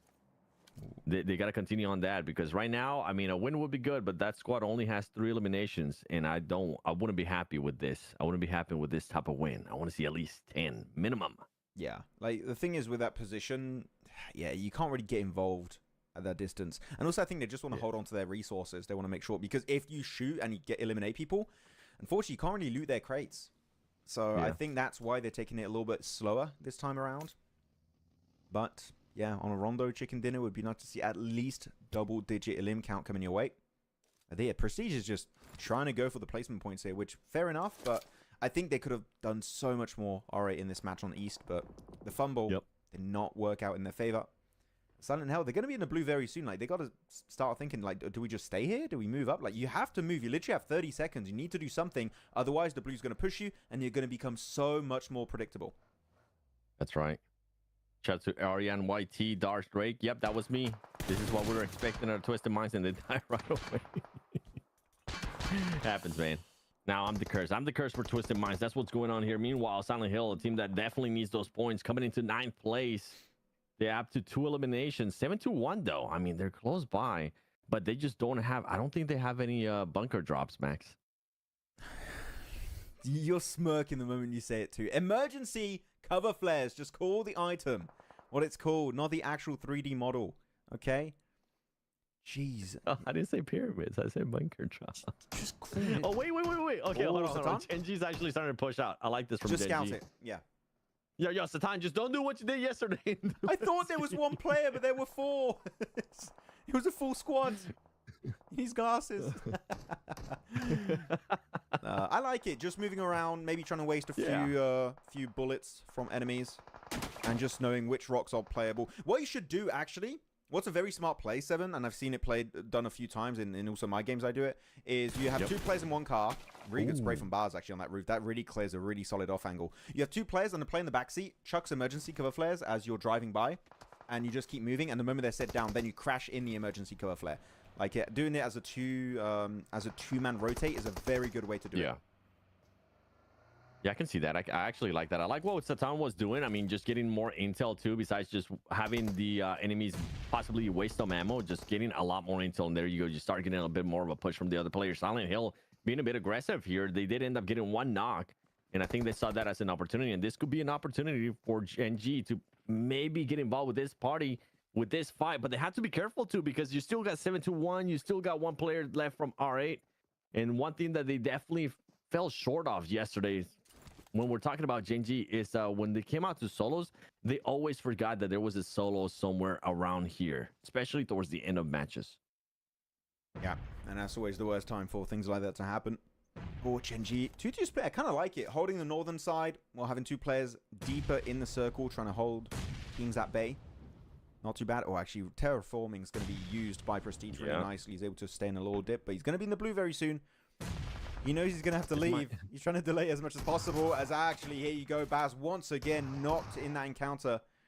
Now it's going to be Abdullah Saleh Bet looking to re-engage, take the control, eliminate Brute behind this pyramid. As also his backpack is not going to be able to tank the blue zone anymore, so Brute is going to be taking all of that damage. But 7C falling like flies. Now down to just a solo, and during that fight, Gen.G and 721 push up to the ridge. So this is truly looking like the end of the line for 7C. Yeah, and it is due to that push earlier from Satan, just making sure that he was able to control more of that area, allow his team to push up. It ends up working out perfectly for Gen.G. Now they don't have to worry about that last player there from R8, 7-1, currently with 3 players left alive, hoping that they can just get enough angles, but Gen.G is getting ready for that. They're also getting their own angles, and it comes down to Satan. Are you going to be able to connect with maybe one of the shots right there, as Gen.G is trying to wipe out 7C while also getting into a fight with 7-1? We've seen this team being able to do it before, but you said it earlier too, Max. They have to make sure they flush out those players once you get the knock. Nates are going to be coming in from Satan. Can he end up connecting with any? The Molotov's going to be falling a bit short there from 7-1. Oh, this is a good smoke coming out from Satan here, blocking out some off angles of 7-1. Yeah, here you go. You have to push forward. Abdullah knocked again. This man is just not allowed to play the game. Yeah, might as well just deny. But I think the car explosion might have gotten it. And that is going to be it for 7C. Yusef will want to secure that final elimination on the team. And now Gen.G, full control, pushing 7-1 against the edge of the blue zone to the west. And Gen.G here looking for a possible 8 elimination chicken din on Rondo. And here it seems like there's no way 7-1 can escape their fate. Yun's sole survivor here, 1v4, and he gets picked off. Gen.G, again, you're back-to-back chicken dinner squad here on Rondo, the true kings of this brand new map in PUBG Mobile Esport. Yeah, yesterday 15 eliminations, getting that chicken dinner. Today not as many, but at least playing it smart. They really didn't have to force out any of that stuff. Whenever they did, they were forced out by the zone to push out. They were able to play perfectly there, with Scout just being sent to Scout a little bit more, with Satan being able to send to Scout a little bit more, and then just controlling that range. But what a performance too from Yusef. Yusef at one point, I think he ended up getting 3 eliminations, if I'm not mistaken. Satan turning it up as well with the off angles he was able to get there towards the end. Yeah. And 7-1, I gotta give him some props. 7-1, second place finish. They definitely need those points. 13th place coming in, not the day that they were expecting to have. Today coming in at least with the right foot forward. Yeah, very good match here coming out from these guys. So if you picked Gen.G, well done. Even though it was kind of like the obvious pick initially, but the circle when it was moving away, I was waiting. What's going to be your game plan? And I would say, I don't know how you felt about the 2-2 split transition into the circle. I was a big fan of it. 2 players forward, holding the ridge, off angle in the back, making sure that you don't get overwhelmed. You can't peek over that ridge for 7C or 7-2 is keeping those 2 central players safe. I think that is literally how you play a circle finish like this. Yeah, I like the way that I said it during the cast too. I like the way that Satan was able to just use that vehicle to bait some shots from other players, kind of get intel too from where the enemies were going to be at, then ends up finding a spot, and then kind of allows that second player to push up, which causes that 2-2 split that you enjoy so much. So yeah, overall, great play there by Gen.G. And this is why, Max, this is why we were expecting this squad to just kind of continue being the first place team, because they're just going to continue to be performing well, especially if the circle ends up blessing them at the beginning. We'll see if that's going to keep on happening. Looking back at some of our clutches here, one of the very first ones in Neox Factory. Lord, yeah, you can see he was mad. He was fuming after that. He was like, oh, you're so close. He didn't quite secure that final elimination, and that did end up getting almost a full res happening for the side of Kike. One of the players getting flushed out. The cool moments this match. How do we feel about this Rondo game, guys? Do you know Voston is 16 years old? And he got his first trophy. Hey. Damn. So he must have turned 16 like way earlier this year, because then that means he would have played last year. Yeah. 50. Voston. Let's check his ID. 16? Yeah, like it's we have so many, genuinely actually, now that I think about it, we have so many good new young players coming out in this past year and a half. I feel like you have a new gen coming up. Yeah, that's the youngest one that I can think of. I mean, Falak is 18. Who is younger than him than Boston that's currently performing well or maybe has won some trophies, chat? Right? I don't know. I don't know the ages of players. He might be the youngest. He might be. Yeah, but I don't usually know. That's the one that usually tell us the age. I didn't even know Boston was 16. That's crazy. Did you know he was like 17 and 3 months and 21 days? Wow. You guys know that. Okay. Genji, again, congrats on the back-to-back Rondo win. And looking at the individual player stats here, everyone doing the work. And yeah, again, Satan here. He put on the glasses. He knew exactly how many players there were. And he got himself those 3 limbs. Very, very well done. Putting up those numbers. 351. Hold on. Yusuf ended up getting more. Yeah, Yusuf ended up getting more. Right now, I wouldn't be surprised if Yusuf currently ends up passing him for that MVP ranking, depending on what happened with some of the other squads. Just laughing at some of the stuff that was said there. Yeah. Aragon and Bad Boy is 17 years old. Oh. Hey. Damn, that squad is that young? That whole squad is that young? The young champions, we're going to call them for Virtus Pro. Yo, Virtus Pro is set for a couple years then, if that's the case. That is wild. 82 eliminations coming out of this game. Wow, you already know that's a Rondo game. Looking at the match rankings here. Again, 18 points taken by Genji. Technically, yeah, it is a lower elimination chicken dinner coming out from Genji, but they were not really involved in any of the early hot drops, right? Yep. So because of that, they're big chilling. They were fine. RANYT saying I'm 67. Not cool. Don't like that. It's very mean. Wait a second. Yo, Max, this is the... Okay. MENA region. I have a bone to pick with you. I'm about to rage. Ooh, what's going on? They need to start being a little bit more aggressive here in Rondo. This is not going to be up to par when we get to global. Not a single team got more than 10 eliminations. Yep. No, it's very low. And when we go to other regions, you're getting upwards of 3 to 4 teams with 10 or more elims, with usually one of those teams having up to 15 eliminations. So this goes along the lines of what I was saying yesterday, chat. This region needs to start being more aggressive in utilizing those recall towers even better and working on their strategies even more for PMGC. If not, they are going to end up being some feeder squads when we go to PMGC. Train especially in TDM. Rondo. We'll need to have that. Yeah, especially in Rondo. I mean, the Rondo in particular is the only one where you want to go for those early game fights. But here we go. Leaderboards top 4, not budging an inch. It's Genji, R8, GS Team, and Geek. Those 7C jumping up 2 more ranks up to 53, but it's just 1 point ahead of Rad and Power that are tied with 52 apiece. And actually, who would you say is your biggest surprise currently on this first page, 7? Like, currently for me, I would say, based on previous results, Silent Hell. Really? Yes. Okay. I would say R8 because of what we were seeing during Spring Split. Mm-hmm. I mean, more like this mine season, on Spring Split. I'm not basing mine of what happened during League of Fall Split. Got you. Okay, no, that makes sense. Actually, with that, if you do take into context their spring season, I think the R8 is actually a really good name to pick there. Second page, 71 jumping up, and you said it right. 71 needed a big game here. That second place is going to keep them in the conversation, just shy of making onto the first page possibly. So another game like that, 71.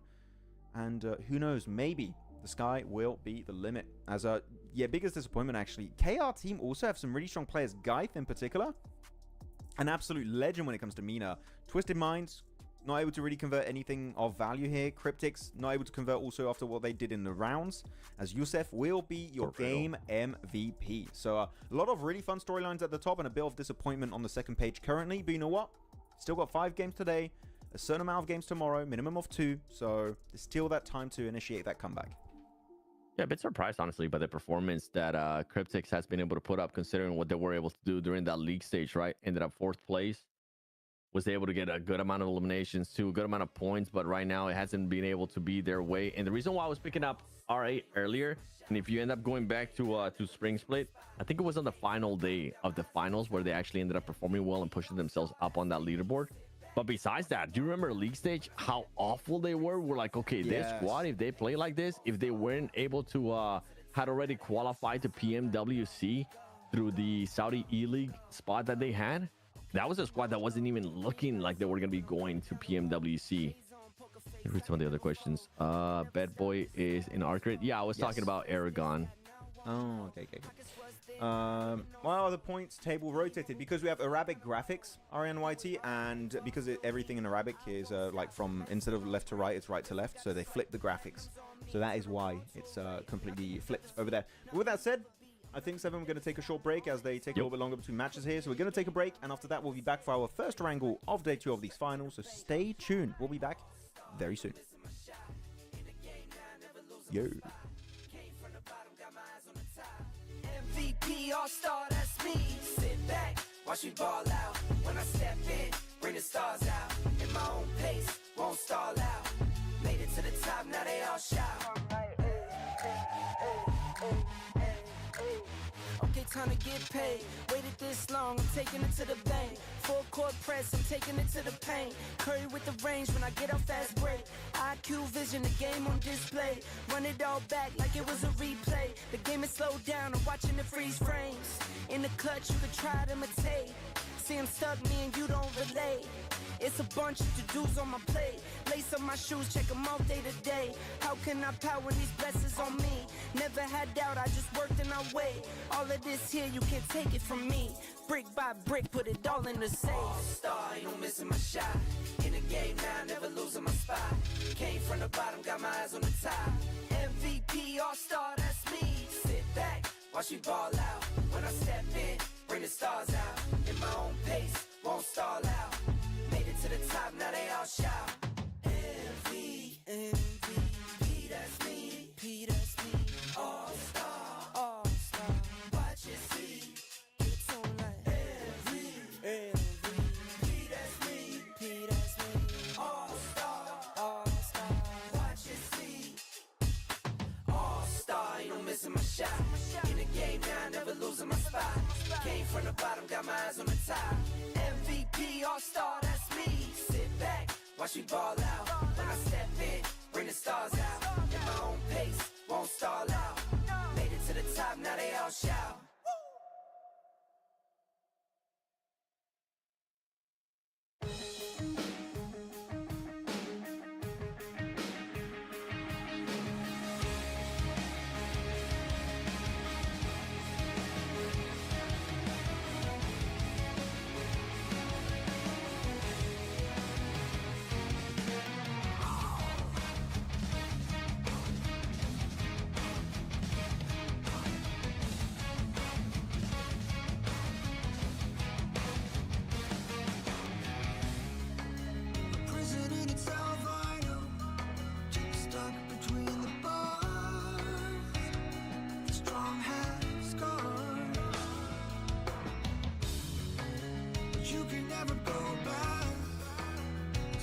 To survive, and you're still alive.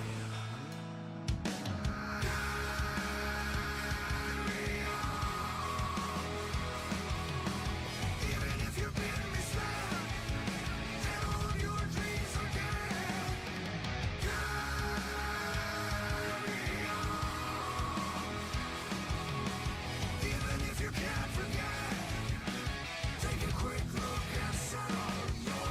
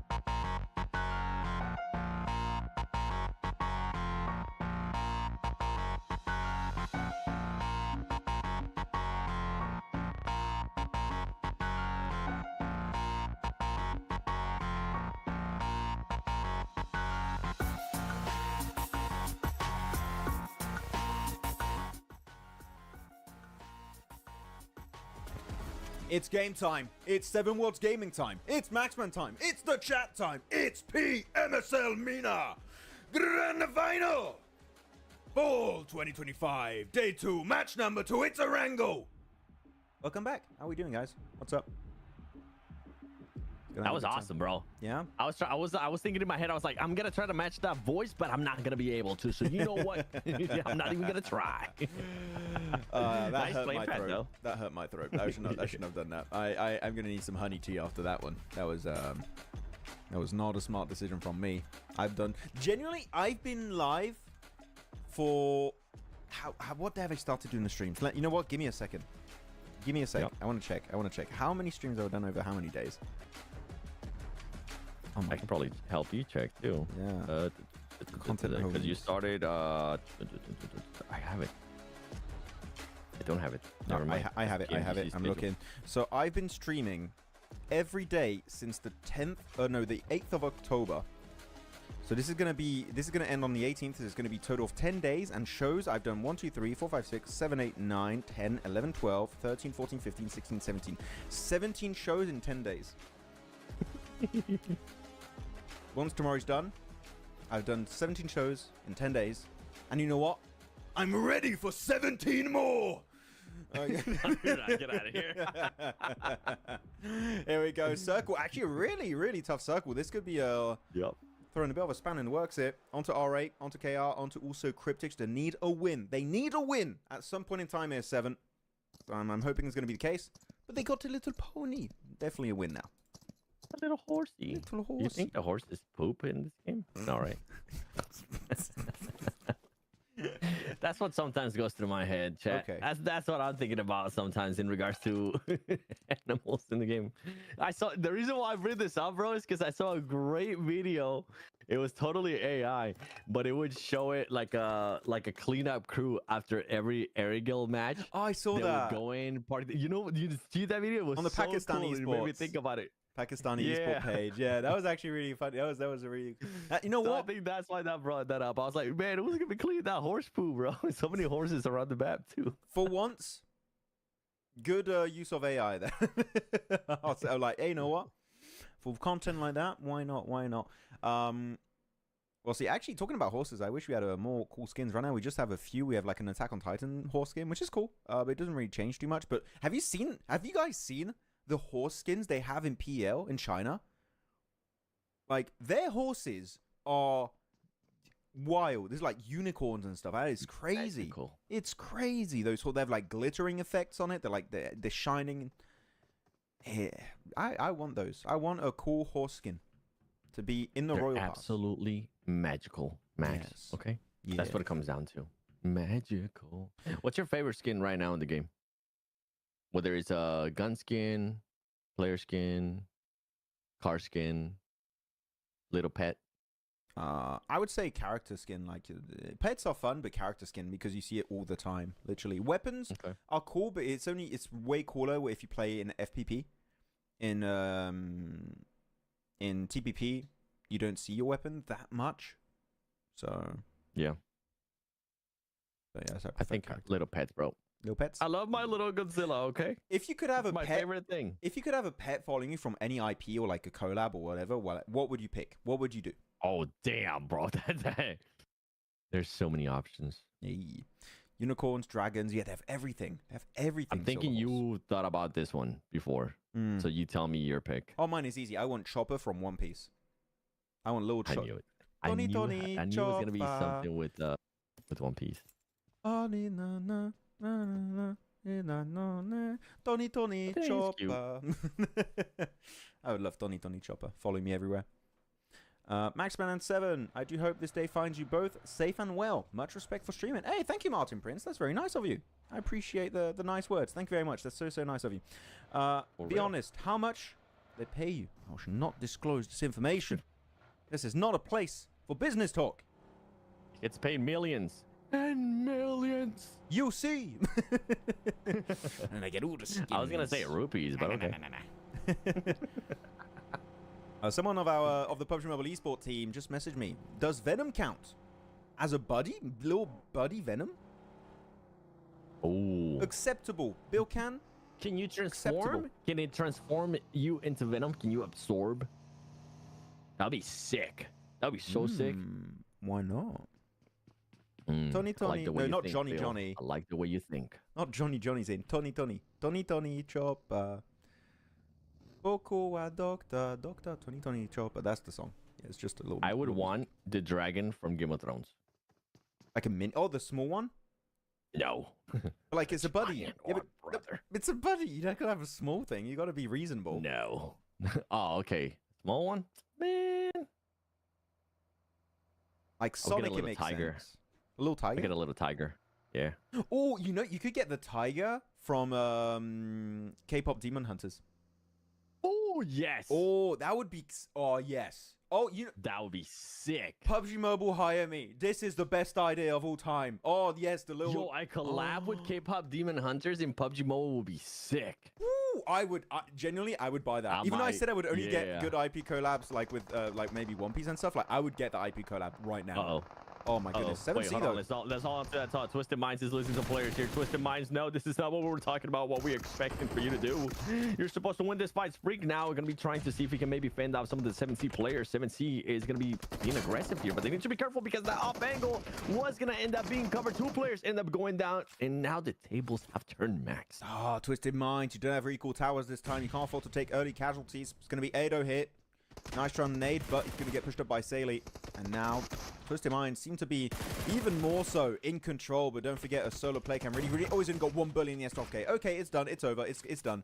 Yeah, he doesn't have any more shots on the S12K. It is literally impossible to win this fight, and there you go, Twisted Minds with the early squad wipe, losing Wash. But you know what? 4 eliminations as a trade-off 7 with their current position in the rankings. I'm gonna say kind of worth it. Honestly, good reaction from Twisted Minds because they were split. I just rewind our little map feed. They were a bit split. They had a 3-1 split, and they reacted quite well. To only lose one player, get all those 4 eliminations, and now get all that loot as well. Good job, Twisted Minds. I thought you guys were about to get eliminated. No. There is hope. No. There is hope. Didi Piari Piari Dokian. Hey, Danny, no. Too soon. You're not getting it from me. Not now. Pokemon Pet Collab? Oh, Pokemon Pet Collab would be great, but... That'll be great. Which one would you go for? Actually, Ooh, I don't think we Victini. can talk about that one, huh? Yeah. I would have Victini. Love Victini. Yeah. Favorite Pokemon. Yeah, but Maxman- that tiger from K-pop Demon Hunters, you're Hey. cooking with that one. That one would be great. Would be great. Maxman, do you answer DMs? No. I have not answered your DM. But I'll have to check it out. What do you think of Innocents in PMGC? Do you think they can perform? I feel like OG could make it. Like in finals, is going to be so tough, man. For any region, like, even if you're CSA team, you're going to struggle in the finals, man. So not going to be easy, and that's why for MENA, I only want to see the best of the best make it to the finals. Because even then, looking at the all these teams from MENA, actually, this is an interesting question for MENA in particular. 7, which teams currently with their playstyle you think could reach the PMGC final? The most. Oh, this circle, we've seen it before, by the way. We had a very similar one. What was it, yesterday? On that R8 chicken dinner on Everest. So, pretty similar. But yeah, which teams are finals worthy? Finals ready? As of right now, bro? Yes. Holy crap. None at the moment. And even how much I've been enjoying Genji play. I would agree. That's the thing. That's what I'm asking. I feel like right now I haven't seen anything that's like, yeah, I would see that in the finals. Like, Genji is on the cusp. Genji is close. Yes. Right? It feels like Genji is close, but they still need that little level up. Yes. Yeah. I would agree. I feel like right now, there's no team that's like, yeah, finals, 100%. I don't have that. As compared to like CSA, I do have it. Americas, I do have it for some. Where I'm like, they should make it to the finals quite easily. SEA, I have it too. Yeah, for now, Genji, I feel like if they maintain their consistent results outside of Rondo on other maps, I dig it. I definitely dig it. I feel like they could. All right. I mean, they were able to perform well in Miramar as well. So, like, the thing is, the team has been performing well. I think just because of this region, I just want to see a bit more of a level up. Even with the lead that they have in the overall, I think I would need to see even more of that. Yeah. Hopefully, we will. And I know it sounds bad, but I mean, Chad, so you got to be able to adjust to different regions, and that's currently the state of this region. Oh, look in the picture here. He's got a pillow and everything. They've all got pillows. Oh, no. I want a pillow. It's Jafar. He's all alone on his... I feel so bad for Jafar. Like, you're on a LAN event with the boys, and just alone on the desk. He's got, hey, you know what? He's got 2 fans for his phone. He's keeping his Infinix cool. Oh, you got... There you go. Get your pillow, Max. Or get something that's Why you got a cozy. flex? Do you have Bape merch from the old collab? I hate you. I hate you. It's the closest thing I have. I wish the I other had thing that. is a sock. You want me to cuddle up with a sock? I have nothing. You know what you should do? Yeah, you do have something. I have Teenage Mutant Ninja Turtles. You don't have this? thing. I do have that, but not... Okay, then. Not now. Not with me. Do you know where it's at? That's the question. What? What? What do you say? Do you know where your shirt is at? I think my girlfriend Would you be stole able it. to find it quickly is what I'm trying to get to. I think my girlfriend stole it, actually. She And steals... this is why you don't get merch. Oh, wow, you got a PMGC t-shirt, Max? So cool. Thank you. Yoink. That's hers. I literally, I'm not going to lie, during a PMGC in Jakarta, I went to a shop and I bought an amazing hoodie, literally, like my favorite hoodie, one of my favorite hoodies in all my collection. And she stole it. And I told her I wanted it. And she's like, no, it's mine. The girlfriend tax is real. All right, being gifted a great position here in the fields. You got this really, really solid little hilltop in the fields for Ida. Are they gonna... No, Ida's regrouping with Prestige and Demand Amori. I feel like you should send it in that field position. You hide your cars up there, you're golden. But no, R8 playing a bit more like building focus. I don't know. What do you think about that, Seven? Actually, I really feel like they could have gone on Ida and taken an amazing spot this game. On who? For R8, they could have gone on Ida on the, you know, the hill in the middle of the field, and they just didn't commit there. By like Tornado Siren? Yeah, on Tornado Siren. Ah. So I think it would have been a better maybe spot. they're just not confident. Maybe they're not just confident with being able to hold that, which is fine, which is fair. But yeah, I agree. I think it would have been a great spot too. Yeah. I think right now they kind of leave themselves open, and they leave themselves to a possibility of being trapped in that area if the circle doesn't end up going their way. Well, teams rotating by. Really good sprays coming out from X. The clutch master yesterday of Rondo, right? Let's give himself some good Bro, I'm moments. laughing because of the comment that I just read. Silver Horse. Max go. Maxi got a girlfriend before GTA 6. Yo, that's wild, brother. What do you mean? I've been in a relationship for 2 years. What do you mean? Okay, sure. I just don't talk about him. I keep my life private usually. But, there we go. Twisted Minds. Also clashing. Hey, you know what? Up to 5 now. 6 elimination. Twisted Minds waking up 7. We love to see it. They are waking up, but they're going to be having to win this fight right here. They're going to be able to connect with one. Come on. Reload. Come on. You got the next one. Gonna be reloading. And the 7 finally connects. This is the player that you want to see a little bit more out of, but it's not going to be enough as Twisted Minds ends up winning that engagement.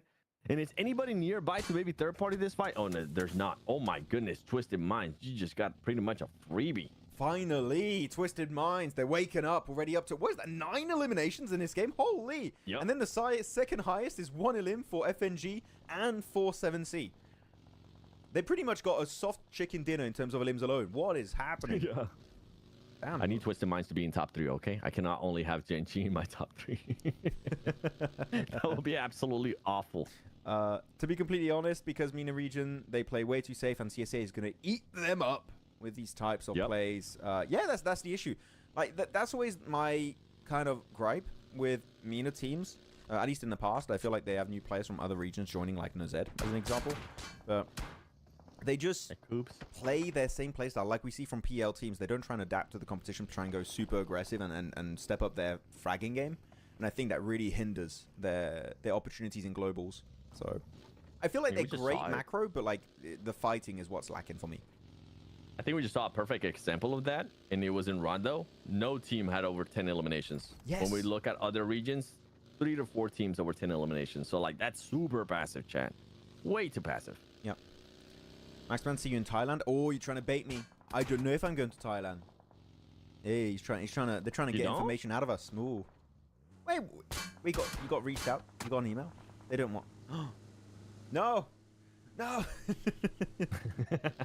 Guys, okay, 7's going. I'm not going. I was already planning our vacation in Thailand, Max. Hey, let's get an Airbnb villa. Hey. Let's invite the players. Hey, would it be the first time we have an after party with the players? Oh, Shout out to Alpha 7 and Luxy and Suxy. Where are they going right now, Twisted Minds? You don't have a lot of great positions here. Like, you're going straight through the field. Where are you? What's the game plan, Twisted Minds? What? They're just what's the trying late to game find idea? an area. That's what they're trying to do. They're just trying to find somewhere where they can park up. And oh my goodness, come on, you got to jump out. Freak! You can't just keep on driving straight, man. I'm so Oh, confused. this nade. Hold on. This nade. Oh my goodness. That player's so lucky that he ended up moving. Come on, throw another one. Let's see if this one ends up connecting. Oh, he's being overthrown. And I think he might be out of nades too. Throw a Molotov. You know where he's at too. You can maybe throw that molly. Like, it's gonna be too late because now R8 is he's gonna start paying attention to what you're doing. The nades are gonna be coming through. Like, I like this idea of pushing this dip away from FNG, but you do it like straightforward. You just send in the dip and you fight as a 3-man. They just win 1 by 1. Players caught in the field then. Very big lack of organization when it comes to that fight itself. Like, the setup was just not quite there. And FNG able to find a successful defense. Yeah, you had Freak just driving straight ahead towards them. And now Ato's going to be paying attention there to Vision. And it's 7-2-1 actually that ends up shutting him down. But as you said it earlier, 9 eliminations there for Twisted Minds. That is a good chunk amount of points for that squad. Vision's going to end up losing 2 players, especially with that split that they're currently working with. Power on top of Everest. And for R8, that rotation that they did earlier, at the moment is still working out because they are still within that circle. One team that ended up taking the position that you were wanting R8 to take was XP. Yeah, XP actually really good position on Tornado Siren. The Molotov going to be able to find Fevo. Satan, though, able to climb up the MVP rankings even more. Actually, climbing. Why am I saying climbing? He was still number 1. Remaining number 1 on the MVP leaderboards. Now Dami trying to go for the res. These are good smokes. I like these smokes. Going to try and buy them a little bit more time. And guys, start thinking about your prediction. We're about to head into phase 5 in just about 40 seconds worth of time. Pretty much already. The circle could go anywhere, actually. Yeah. I don't even know who I want to pick. My team has 2 players already knocked. Not that I was going to pick them anyways because they're currently in an awful spot. And they're going to be having some trouble getting out of here. Not only just from Rod, they also have KR that might end up pulling up on them, at least within nade range. It's actually getting out of here is going to be hard, Mac. I was going to say, actually, it's not that bad a position. As long as you eliminate the players like Rad, there you go. Exactly. Done by Youssef. 3rd elimination in this game. I feel like you could have a good third party on KR, maybe XP. You have cars behind that ridge, so I feel like it should be safe in the swamp. So, depending on the circle, we'll see if they go for a big play here. You go, Circle. Shift. Guys in chat, put your prediction. And what I'm thinking we're going to be seeing here, 7, is Genji going into cars. Hot drop. Not hot dropping. Third partying. KR versus XP. This is going to be the fight. Go on. Here, Genji already with the hovercraft. Youssef is going to be going forward, but I feel like it's maybe a little bit too slow. They may be giving time to KR to go for the res. But a lot of smoke coming out, but actually, no, they do commit to it. Again, Dami, Satan, everyone is joining up. Again, gets the angle over the ridge. And now they create the man advantage even more so in their favor. Genji, this is literally possibly giving you an easy position in top 3. This is an amazing fight. But Cryptics, as you call it here, 7, are getting also a great opportunity to fight it. But the nade is massive and obliterates almost the entirety of Cryptics in one fell swoop. Cryptics just getting 2 grouped up right there. Youssef is able to find a beautiful nade, and more nades are going to be coming in there from Genji as they're trying to make sure that they end up confirming those players, sending them back to the lobby. But meanwhile, KR ends up losing players as well. This has been a beautiful play from Genji, being able to take those 2 fights at the same time, not only just with Cryptics, but also with KR. Yeah. The nades have come through. Dami now having to slow it down, but there is 2 players currently knocked. Satan is not from Genji. See if they can maybe readjust. And now with a different third party, it's going to be none other than GS trying to take over this position. Now, this feels like a global lobby, this fight. Like, third party over third party. This is something you would see in a PMGC. Great nade from again onto esports. Though you got to be careful. He's still in a nadeable position. Putting icons down very low. He's cooking his own nade, meaning he's not going to be able to go for the first nade too quickly. But again, might be low on the utility. You got to be careful. Picking up Soldier. Youssef here, trying to get him behind that hay bale and pulling off the res. I feel like they could maybe make it. As I say that, nope, they get the shot, and it's easy to confirm it for himself for power. And now, again, Dami, sole survivors there. 2 players, but the nade connects once more. Again, it's so good on this hilltop. He is going to be able to just connect with different players. Not able to connect right there with the player pulling up. Jafar, the nades are going to be coming through from both of them. Who is going to be connecting first?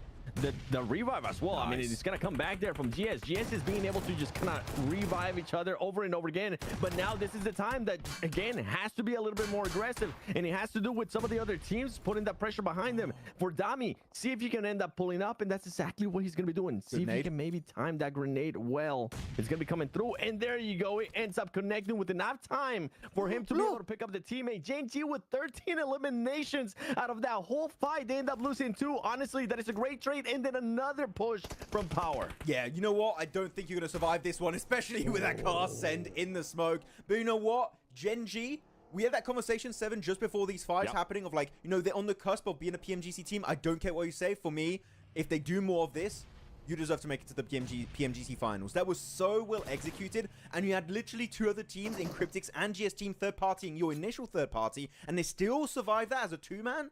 That's really, really incredible. So Gen G, full respect for this game, and again, maintaining their position as the first place team in the ranking so far. Power, though, pulling the trigger at the right time and able to get that position for very small investment. Securing points, especially for Gen G, in a position where it didn't seem like they were going to be able to do much. I feel like that's the big change that we're going to be looking to if teams can actually continue to do that, especially when we talk about the question that was posed earlier from the chat. PMSL MENA, any of these teams can maybe make it to the grand finals of PMGC. That's what I'm looking for, though. You got to be able to make something happen where there's actually nothing available for you. One thing I do got to give props to is Power. Power ended up just going all the way from Everest down south to the Tornado Siren, and somehow none of the players ended up getting knocked. They pretty much just ended up getting a freebie rotation, Max. But they got a wide northern rotation, and actually because Everest is elevated, okay. they saw the smokes happening on Tornado Siren, I'm pretty sure. So like, oh wait, there's a fight happening over there. We can't just breach an R8 because R8 pretty much set up a fort in their compound. Go wide northern rotation. R8 can't really shoot back at you, and the other teams don't even have a line of sight on that spot. So I think also Power pulled off a perfect rotate. There's no other way to put about it. I think the timing was on point. They knew exactly what was happening. They send one player forward with a buggy through the smokes to look maybe for an opening and knock. They instantly get the final play of Gen G. This game for Gen G and then the macro rotation we just witnessed here from Power is amazing. So I'm like, oh wait, do we just have a big level up on a wrangle? Because we would not have seen this, in my opinion, during the rounds or day one. This feels like a different lobby this game. Like generally, so many good plays from so many different teams at the same time. Yeah, that wide wrap was beautiful. I want to see what RA is going to be able to do, because RA has been sitting in that building, in that compound for the longest time. And now, what is Power going to be doing, right? Because they don't really have much to work with. Are they going to be working within the field? They're going to be maybe working to see if they can get into a fight with a different squad that's already inside the circle. GK is going to be pushing up. They're going to be looking to secure some of this area, and it's not going to be easy because you're going to have Silent Hill and FNG just keeping a close eye on you. And talking about rotations, did I see that right? I think Power's trying to get into a fight there with R8 and just gain more control over that area. They're doing a 2-2 split even in curling the stage 6, Max. This 2-2 split is fine as long as you don't fully engage onto R8. I think it's just information gathering, waiting for phase 7, and based on phase 7, they're just going to regroup as a full team in the best position of that 2-2 split. So Power, as long as you don't see them lose players, this is completely fine for them to play around. Nade, a little bit too short for Gaddafi. But Safchi, Mazed, they got a ton of smokes. This dip is good until you have to leave. I think EK here, a chicken dinner is not going to quite work out. They're hoping to get top 5, maybe a top 4. A win in this situation seems quite unrealistic. As Boss getting pushed further and further in the field in that dip. As Gaddafi is just using up all his utility and it should be out very soon. Yeah, not being able to connect there with those nades. Meanwhile, that 2-2 split, I fully agree with you. I'm glad that they didn't fully commit to where R8 was, because there is that third-party option from 7-1. Meanwhile, FNG Boss just stopping any type of push there from Gaddafi. And sadly for him, he doesn't have any utility to work with at the moment besides just one smoke. If he had a Molotov or a nade, with how grouped up GK is right now, he could end up clutching up R8. Staying a little bit more aggressive now, starting to keep an eye out on everything that's going on around them, as they're starting to rack up eliminations. Already up to 3 LMs so far. They really haven't been able to do much. Meanwhile, Power 7-1 R8. This fight's gonna ensue, and it comes down to who's gonna be the one that ends up third-partying it. They're so split right now too for Power. I wonder which one they're gonna be committing to. Are you gonna be committing to the fields, or are you gonna be maybe committing towards where RA is? How long do you keep this 2-2 split? I think they're just waiting for 721 to fight R8. The moment that breaks out, I think we're going to see a full send-it play here. And actually, because of that, maybe GK can get something done here because they've kind of been forgotten about, except for Boss, but he's just a solo, so maybe not a major threat to GK this match. But yeah, 721, they're not in circle. Every other team that are currently competing for the win in R8 and Power are in the circle. So they're going to slow things down a little bit. So far, there's not a big rush. But Blue is going to be pushing in 3 seconds worth of time. Boss is picked off. Nicely done by SafG. And now Ragnarok and SafG, the duo of GK, slowly making their way into the fields deeper and deeper in the circle. And now they actually have one player in Ragnarok in the circle. So this game is maybe not over just yet for GK. There's a chance they can make something work out. Yeah, it's not. Honestly, with this position right here, that squad might end up securing themselves the top 3, depending on what Power's going to be doing. How risky does Power want to be here? Because right now, they're going from that 2-2 split to having the players a bit more spread out, to having the players do a bit of just a 1-1-1-1 split and see what's going to be happening here with R8. I wouldn't be surprised if they keep a close eye on, especially with Easy being so close to this fight. If they see an opportunity to third party, they will end up going for it. I mean, we saw what they were able to do earlier with Gen G. Alhaji now moving back to his other player, maybe going for a pickup, maybe going for a different angle too. But they have to keep an eye on what GK is going to be doing, and also keep an eye out on what R8 and 721 are going to be doing, because 721 is going to have to crash this. I mean, 721, you cannot allow yourself to just stay here for too long. Yeah. The thing is, your vehicles are end up getting picked apart too. Exactly, that was the issue. I was going to say they're just going to pop the wheels of the car. They look at Fidan. He's only got what, 2 clips on that weapon. SafG, good angle, and it's stolen away by Fidan. Actually, who's going to be able to get himself those limbs? Sending one player solo. 721. There's no setup here. They're just trying to do something. Yuan's picked off. 721 down to now just one player in Oscar, and I feel like this is going to be the end of this Erangel match for them. As now R8 lose prestige, but they should be able to go for that res.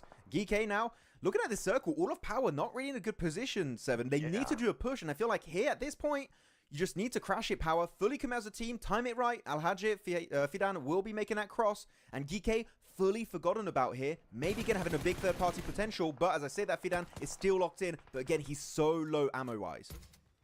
Yeah, for Power, I'm not too happy currently with what I was seeing there with how split they were. Yeah, you want to be able to take some risks, but the only problem with that is that if one of your players does end up getting knocked, with how split you are, you're going to have to risk now having to go pick him up. Or do you maybe end up sacrificing him, as now GK ends up losing one of the players there, SafG still being alive. And with Power, they weren't really able to do much when 721 decided to finally end up crashing towards R8. They ended up knocking a player, but it might be a little bit too late there. That could have been the opening that Power ends up missing out, as they were just so focused on doing their own thing. You can't end up working with solos here, especially when you have 2 teams. You're going to have to focus on just one.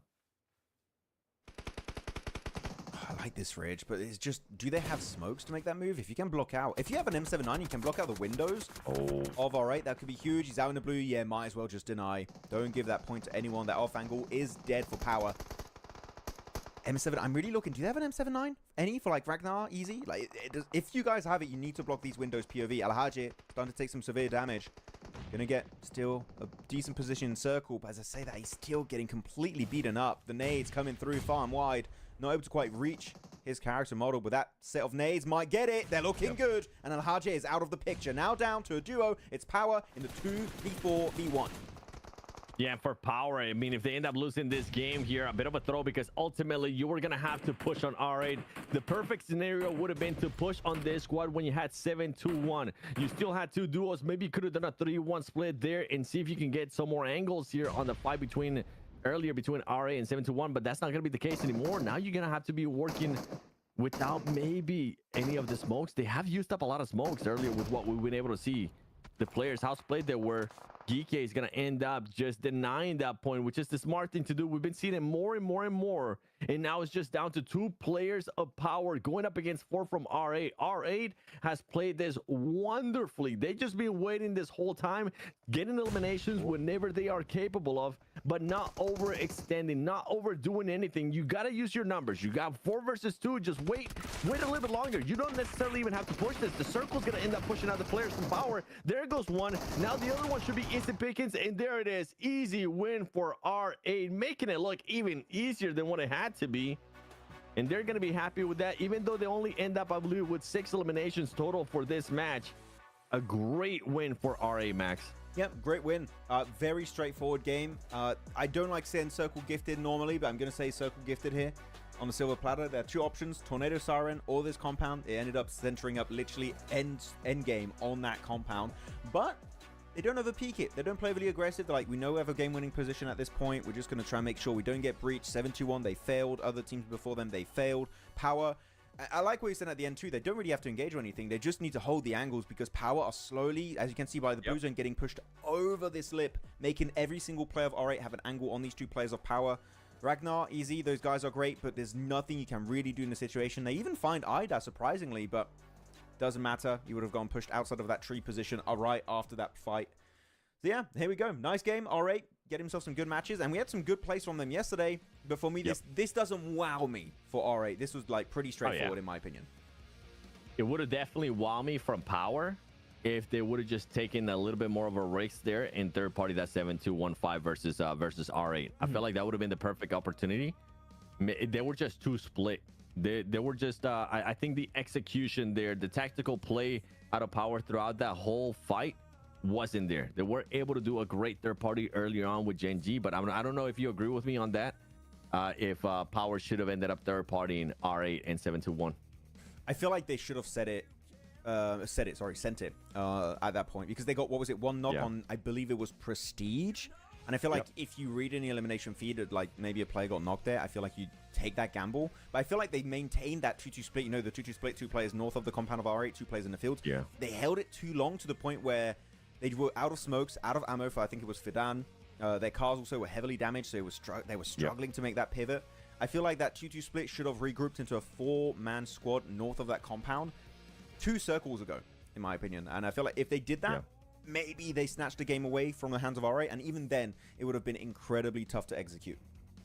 Yeah, if you go back to that fight, it wasn't even a 2-2 split, Max. It was almost pretty much like solos for the whole squad.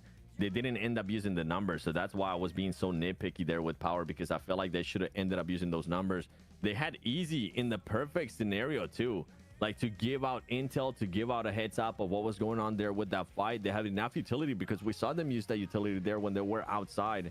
But overall, what a great match. I mean, overall, great performances there from Gen G, being able to hold off fights, from Power as well, wrapping around on the north, going towards the west, and then ultimately this third party right here on Gen G, I thought was going to end up getting them that win with how much terrain they work with. And for Gen G, what a great performance too. Another squad, another match for the squad that they're able to just put up an insane amount of eliminations. I mean, you saw, it's rare to see a team get eliminated in the mid game 7 and they look happy. And look at Gen G there. They were like, yeah, great game.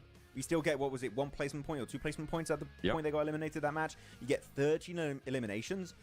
That is the Gen G I want to see in PMGC if they qualify. And from what we've seen so far with the rankings, it seems quite likely Gen G will be making it to that stage. So I would say the winners in terms of like gameplay, and I would wonder what chat thinks about this, I think would be Gen G. Like I would give the award of like best game this match over to Gen G realistically. So what do you guys think? Gen G number 1 in that sense, or would you give it maybe to Power, maybe to R8? Which one do you guys think? As Ida, number 1 in terms of elims, gets 3. Damar gets 1. 2 for Mori, and Prestige gets 0. He was getting knocked a lot this game. He was getting bullied. He had a bad time. I feel like Damar got lucky, honestly.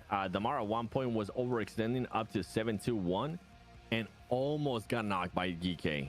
Luckily for him, they didn't end up fully connecting with that last shot, but he ended up being, I think, 1 HP. If that player would have got knocked, then I would have been shocked if Power didn't actually fully send it to third party that fight.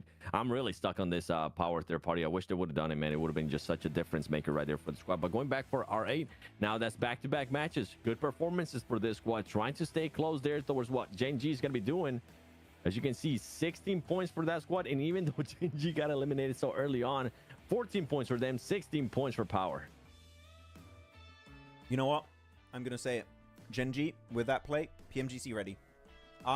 That one just literally gave me all the hope I needed for this team. I feel like now... What are we talking about, though? For finals? Or I feel like they could reach finals, yeah. Like, we were talking about, like, which team we would see making the finals. I see a play that, I'm like, okay, no, they have it, you know? So I'm hopeful. Here we go. Looking at this game. R8, 16 points, 16 also for power. Genji, despite getting 1 placement point, still get 14. They're just 2 points behind the 2 squads that made it into the top 2 of this match. Very, very impressive. As now Geek still getting 11. So really good spread, actually, of eliminations and placement points for Geek. I feel like they found there's kind of like, say, how to say? They're like their safe playstyle that works for them, for this roster, for these players, and they're just rolling with the punches and getting consistent points. So yeah, Genji, they're fine though. Twisted Minds, they got 9 elims. They got some decent points last game 7. Is this the comeback coming out from Twisted Minds, or is it just they got some lucky fights happening and it's just going to be still all over the place? I actually enjoyed it. I enjoyed this match because of the way that they were able to just kind of defend the crashes that were happening on them. But before we even go into that, I mean, Genji sends a bit more of the lead there as R8 actually being able to close the gap just by a couple points. Right now, that gap is standing at 33 points between Genji and second place R8. GK moving up 1 spot. GS, I mean, GS has been just falling for the past 2 matches. I'm hoping that they're going to be able to bounce back out of that one. But you were talking about Twisted Minds. There you go. Big ups from Twisted Minds. Moves up to 9th place. Moves up 3 spots. And the crazy thing with this squad, going back to what you were saying in regards to Genji Max, one thing, I'm not fully convinced on it, but I am almost convinced as Ida ends up getting the MVP for that last match. I enjoy how much they can frag out when it comes down to Genji. Yes. This squad has definitely surprised me on that. And the reason why I would possibly say, okay, maybe they will end up making it to the grand finals. Maybe they will have a good performance there at PMGC in the gauntlet, because the way they're looking right now, they're looking like that's a team that's going to be playing in the gauntlet, would be because they can frag out. When we think about global events, how much has the meta just switched now to teams being able to put up a good amount of eliminations? And the fact that Genji can do that, even when they have a bad match, even when they end up with just 1 placement point, that is massive. It just comes down, they got to play their game style whenever we actually get to globals as well. You got to be able to adjust certain things here or there, but you got to continue to be aggressive, even if things don't go your way in day 1. Yeah, I think they have the perfect mix of fragging potential, which you just talked about, and of course the macro, I think, is there too. I feel like now showing that third-party fight, and the fact they outlived not just 2 teams that were third-partying, but also Cryptics and also GS team. Power was just too much all at once. So you're going to have a breaking point. Any team would have died at one point, I think, in that situation in Genji's shoes, but they make it work out in the end. And it seems like VJ agrees. Amanmei also agreeing that Genji is by far the best currently. Hope they can continue their form. It would be great to see that happen. With that said, first wrangle done. We're going to head on over to a short, just about 10-minute break before we head into our 3rd match of the day. So stay tuned, guys, because I'm telling you, that was a great match and you enjoyed it. There's even more of that coming your way very soon. See you in a little bit. Bye. It's hot stuff like that. Wow.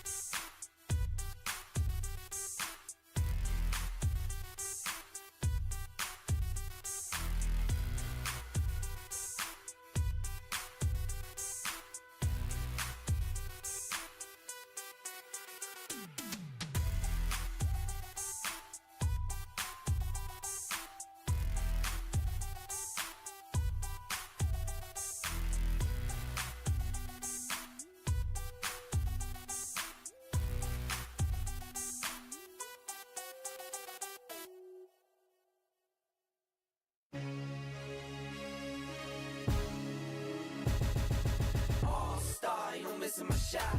In the game now, never losing my spot. Came from the bottom, got my eyes on the top. MVP All-Star, that's me. Sit back, watch me ball out. When I step in, bring the stars out. In my own pace, won't stall out.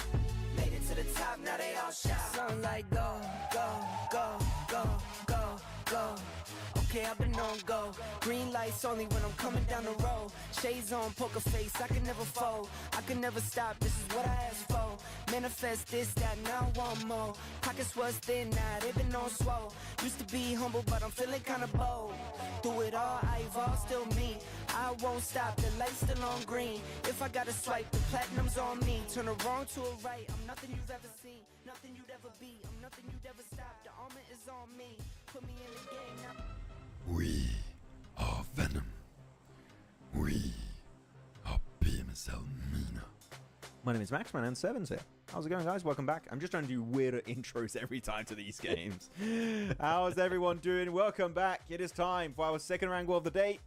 We had a great, literally, I would say, genuinely best game of the tournament in the last match with Genji, that third party on Tornado Sirens. The ending was also fun, but that big fight on Tornado was the best. Would you agree, Seven? Or you think there's another game that stands out more to you?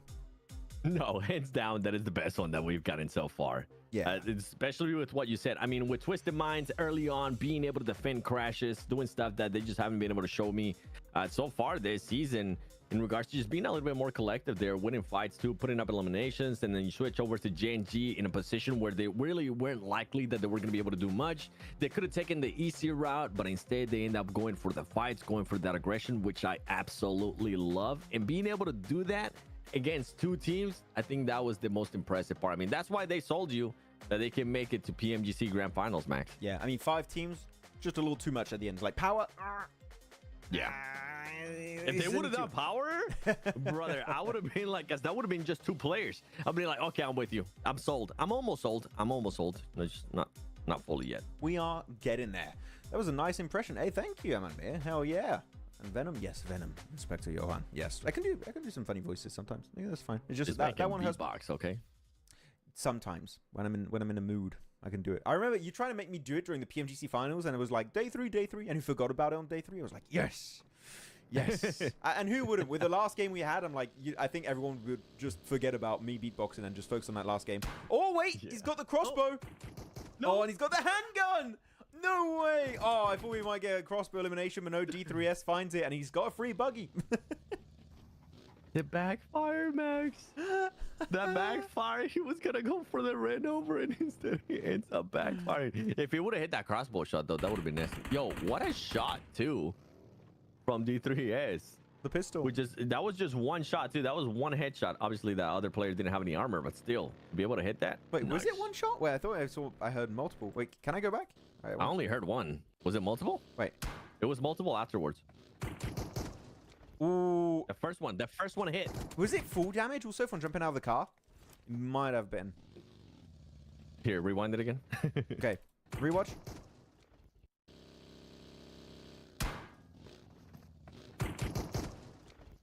Ooh, that might be a double. I think it's headshot into body shot. I think it's headshot into body shot. No, I think you might be right in regards to jumping out of the vehicle. Oh, it might be. I don't know, because the timer doesn't align perfectly with it. So well, maybe. Because it seemed like as he was jumping out, he was already losing health. Yeah, I don't know. Which would align. Maybe I think it was a mix of both. I think it was one shot. The first one hit clean though. But like the thing is, he was still in the air. So I think it was literally headshot into body shot is what I think it was. Ooh. I don't think he took any damage from falling actually because of seeing the fact he was still in the air. If he touched the ground and took the damage, then yes. But he wasn't even there. He was still midair. So oh well, fun. Anyways, he got shot before jumping. Yeah, exactly. So it was a headshot. I think it was behind the buggy, which is like almost the only area you can really hit easily when you're shooting from behind. And then it went into a body shot and he confirmed it. So that was quite nice. There could be possible drop clash of Soul and COG in Pachinki. No, it won't. Nah, I don't think it's gonna happen. Soul and COG hot dropping in Pachinki would be so unnecessary, and it would be a throw. That would be. I can see Soul doing it. You think so? I don't see. Oh, Yeah, bro. Seoul was doing weird stuff, and this is the reason why they didn't qualify straight to PMGC. Like that's my going back to where was it? PMSL CSA when we started doing it. Remember we're talking about this? That was my biggest bone to pick with Team Seoul. Is that they were just taking unnecessary fights early on, like stupid fights. That's true. I would agree. It's I'm hoping they don't. Their coach said, what did their coach say? Toxic.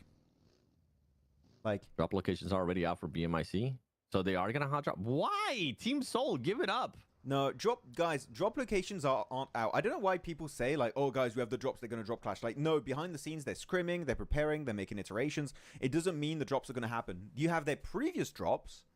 Some were posted though. Yeah, some were posted, but it does not mean this is gonna happen 100%. Oh wait, MD7. He's looking for it. Oh, he's trying to block him. Oh. Devil caught off. Hey, you know what? Hovercraft is gonna get completely blown up there. Now jump in, giving him one elimination. Flush it, flush it, flush it. Oh, trying to go around. Yep. Oh, he took too long to try and flush that one, unfortunately. And now that's going to be Vicious. Already got themselves their first elimination here, looking for the stragglers of FNG. And this fight is all over the place in Lipovka. What's going on?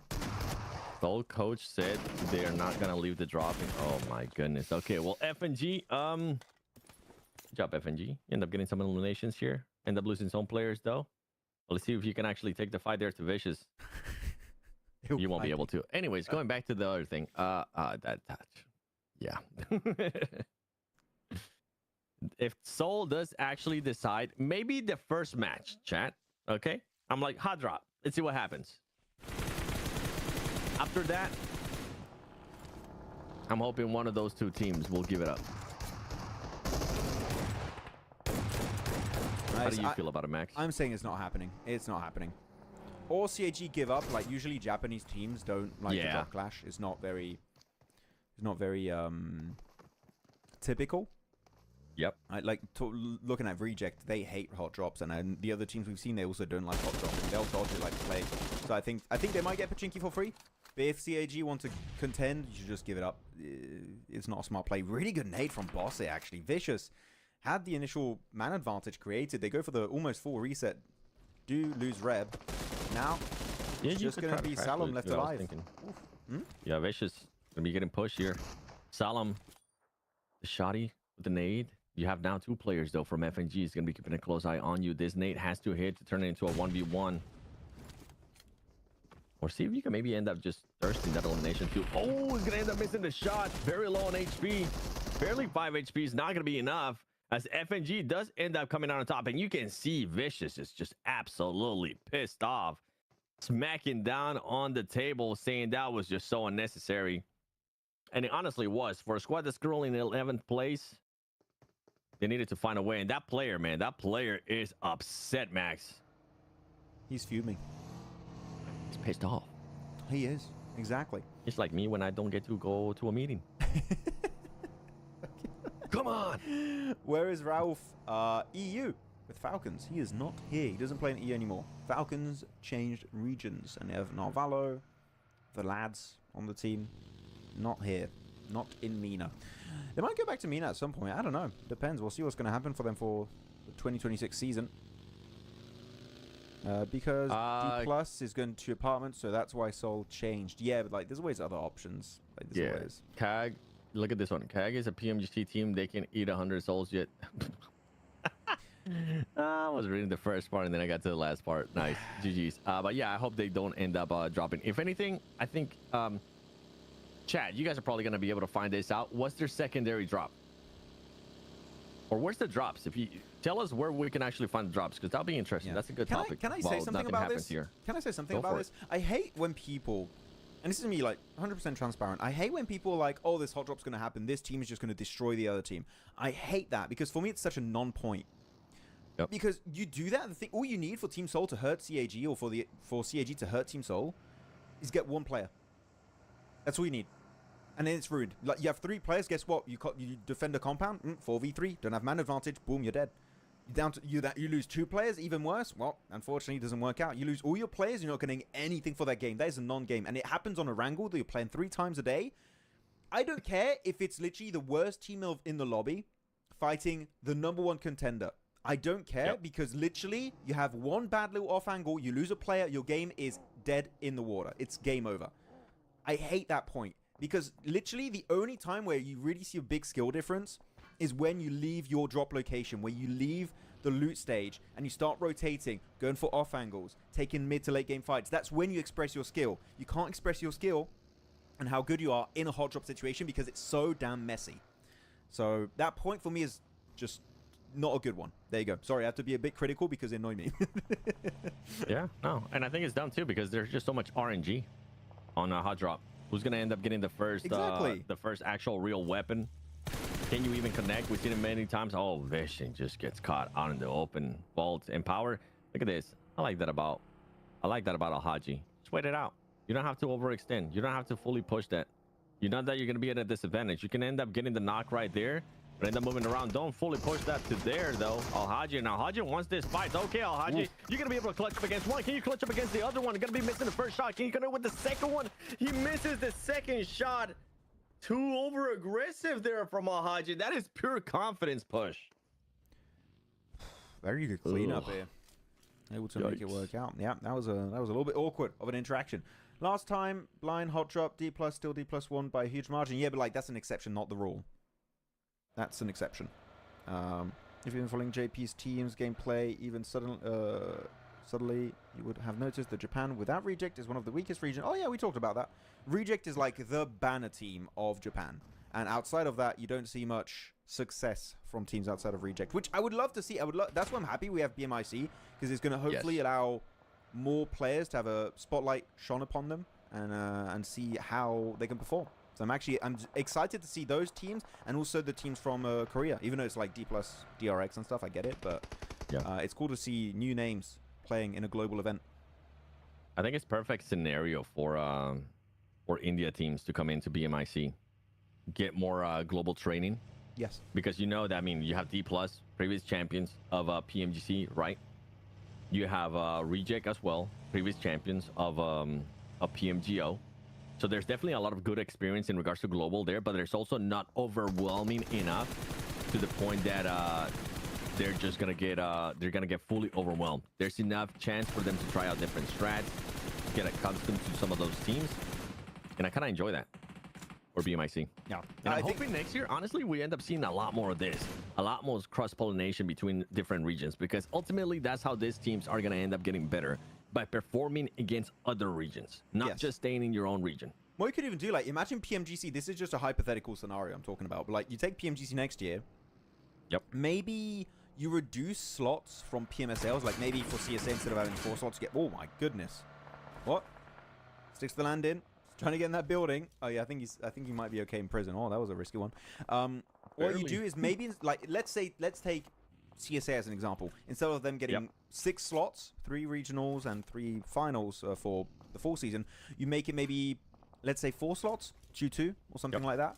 And then you have a regional clash, right, between region X and region Y.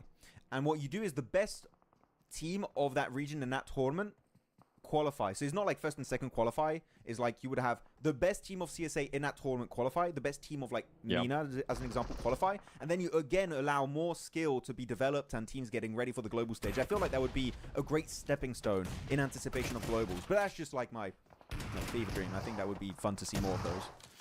I think so too. I'm hoping we get a little bit more out of BM, like stuff like BMIC. That's perfect case scenario. Meanwhile though, X Project wanting to get into an engagement here against Vision. Nates are going to be coming through. They're not going to end up connecting. One player already knocked from X Project. Team Vision currently in the defensive here. Only 2 players left alive. You got Volt, but he's going to be able to connect with one. And it's actually going to be Nawaf. As Volt is already knocked, Max. It's just going to be Nawaf being the last one standing. And they didn't even get a chance to see him. Oh my goodness. Nawaf is not able to convert onto that. I thought he was going to be able to readjust there. That could have been easy 2 eliminations there for Nawaf. I don't know what happened there. How did you not see him? He was just opening that box. He was looking what was inside that crate the entire time. I don't know. He was busy trying to see what he's going to get for Christmas. But that was quite an unfortunate interaction there. And XP will be taking full control of that Western compound. Yeah, I don't know what was happening there. Circle is about to shift in just about 15 seconds. Shelter in play, Lumberyard Mountain on Genji and Twisted Mind. You of course have Prism, which is currently surrounded by a lot of people. You got Rad, Power, and FNG, and of course you got to the east Silent Hell. Circle, popping in 3, 2, 1. Oh wait, I showed the map feed. Whoop. And it goes over to southern eastern side of Shelter. Genji, again, playing center relatively early and getting great circle positions almost every time. They are, and they're working on those splits too. Look how much terrain they're currently going to be working with. And the thing for this squad, something that I actually want to see out of Genji is I want to see them get challenged when they have this splits, especially this early on. Circle number 4. See if you get challenged. I want to see how they react to it. If they're willing to give up a player in a scenario where it's nothing to win, right? If you're willing to give up a player, or if they see the opportunity to actually win that fight, how you're going to be adjusting to it, how quickly they are able to regroup. Those are 2 big questions that I need answer from Genji. Hopefully they'll give you the answer, and I hope so. But it comes down to other teams. I mean, those scenarios are literally down to other teams. They need to be able to not give them that much freedom, that much time to work with. If that situation comes up, we'll see how Genji will try and perform.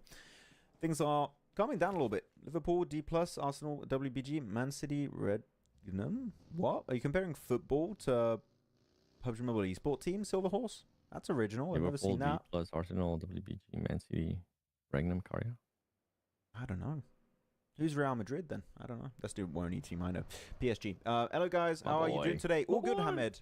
All good, Ahmed. How about you? How are you doing on this beautiful Friday? Getting ready for the weekend. Yeah, and he's Inner Circle best in the world? Not yet. If they win PMGC, then yes.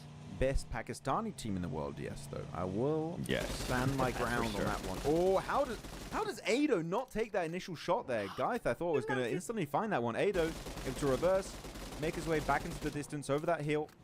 Will be staying safe for now. That was surprising from Gaith to fumble that spray. Wow. Yeah, this is one thing that gets punished in globals. And I'm hoping. Oh, big breach. I'm hoping little things like that end up getting fixed, especially when we go to global. Satan ends up getting picked out. Okay, here, this is perfect scenario. Show me how you're going to react to this scenario right here. Are you going to be backing out? There's nothing to win here. Maybe end up regrouping, work with each other, become good neighbors. Or what would the reaction be? Because right now they think that there's going to be more players. There's one player knocked though from GK, which leaves the opportunity there possibly for Genji to be aggressive. But it's just one. You're only going to be sending one player. What's the rest of the squad? They're currently all the way behind. This is bad. You can't be neighbors here. Like literally this top tower has perfect vantage point onto the Genji tower. You need to send it here. I feel like we need to see them try and commit to the fight. Yeah. Trying to get him as he goes upstairs. Kevin goes down too, trying to go for the res on the Z. The Rezed. The Rezed is going to happen. I feel like here you just send it. Again, Yosef, regroup, try and take that position away. I feel like they may be scared of taking such a big risk at this early stage of the match, which I do fully understand, but you got to commit to it sometimes. Here, 7-2-1 in Shelter, getting pushed up by 7C. You should defend this position here, but they're just giving the position over. Dream will get punished. It seems like here, 7C down to just Saleh, will get swarmed. The 1v2 will be enough. Now, Abdullah from low ground with that grenade, doing so much work. That was such a clutch piece of utility. Now, he's going for the bandages, trying to buy himself a little bit more time. I feel like that would be a great opportunity to fully commit to it. It's a 1v1. But here, he took the long approach, and I feel like he lost a lot of precious time there. Yeah, and it was pretty much the blue zone just having to push him back. There wasn't really a way for him to get back up there unless he was going to get it damaged from the blue zone. And when you're currently the last player standing there, he didn't want that to happen. So for right now, for him just delaying this fight, trying to see what he's going to be happening, I'm okay with this decision by Abdullah. But it's going to be difficult, especially in this situation. And going back to Genji and GK there, kind of both teams end up getting hurt as GS is wanting to third party that fight now. I seen 2 players there from Genji get eliminated. Only 1 player left standing, if I'm not mistaken, from GK. And the nades are going to be coming through. See, this is the thing. This is why I'm still hopeful that Genji is going to be able to make it to PMGC Grand Finals, because they always find a way to just stop certain push. They just stopped that push flat out from GS with that nade. Oh, we got Max Verstappen. He's back in chat. How you doing, man? Which PMGC final stage was your favorite? Final? Ooh, I would say last year because of that last game. D+, Nigma, and Ragnar was super fun. Abdullah was able to survive, escaping shelter, but can you survive Twisted Minds? The answer to that is no. You'll go down 3 eliminations at least for their troubles, though. Going over to the side of Rad. Also, you got Zuxi, able to hit those shots. 7-2-1, struggling, suffering to exit. And that is going to be the end of that line, for that player in particular. Twisted Minds, though, still got 4 players. They're making it into stage 5 right now. And you know what? This is time. I'm going to show the map feed. Everyone, make your prediction. Who do you think is going to be claiming this 3rd chicken dinner of the day here for our 2nd day's worth of action for the PMSL MENA finals? Tell us in the chat. 7, do you have a prediction, or you want a bit more time? I'm looking. I'm liking Silent Hill right now. You're going to have room to work with. Are they inside prison though? Because that one of those players, I don't know if the map is showing me correctly, but it looks like he's down in prison. And if that's the case, I would not go for that pick. Silent Hill are not in prison. They're playing the. They're like on that ridge, right? Yes, they're on the rocks. Okay. They're kind of like they kind of go over a portion of prison, so they shouldn't be in there. Okay. Unless Do you see Brute though? Do you see Brute? Brute looks like he's down. That's the only thing. Like, it does. Maybe one player slipped. That I couldn't tell exactly, but it doesn't look. I feel like he's still on the high ground right now. Yeah, that's what I'm a little bit scared about. Twisted Minds is in a good position too. You know what? Let me lock it in. I'm gonna go with the wild card pick right here. Twisted Minds. They will have to fight, and I will have to see if they have what it takes to put up a good performance. Because right now, in regards to the PMGC standings for their region, they're currently a locked. All right, now having to back up. If you're Twisted Minds, yes, Twisted Minds. Keep a close eye on this. See if you can third party. Easy pickings right there. For Ado, picks up 3 eliminations too overall. And for Twisted Minds, I mean, that's a great opening. That's good awareness. That's what I like to see, Max. I've got one word for this. Finally. Finally. Twisted Minds, they're waking up. We should have seen this team back in round 1, day 1, match 1. But you know what? It took a while, but we're getting there. Circle's going to actually favor their high ground position. And my pick for this game actually is going to be Silent Hill as they try to leave that high ground position near prison. I feel like they might be in a pretty good entry point because their entry point northeast actually is kind of open, kind of free. Yeah. So they could have a good opportunity here. People in chat saying KR this time for Madoni and Medenglish with also KR this time. Seems like mainly KR R8 prediction coming through. KR and R8 are the main 2 I'm currently witnessing in chat. So interesting picks, I do have to say. But KR do have 4 players. They're in circle in Lumberyard. So actually, not a bad prediction to go for. And R8's gone. So for the people that were picking R8, I think while you guys were picking R8, they were getting eliminated. So if you want to change your pick, now would be the perfect time to do that. And yeah, there you go. We get Silent Hill. So Silent Hill's in a good position too. Who did you end up picking, Max? I didn't get a chance to hear. Silent Hill. Silent Hill. Okay, yeah.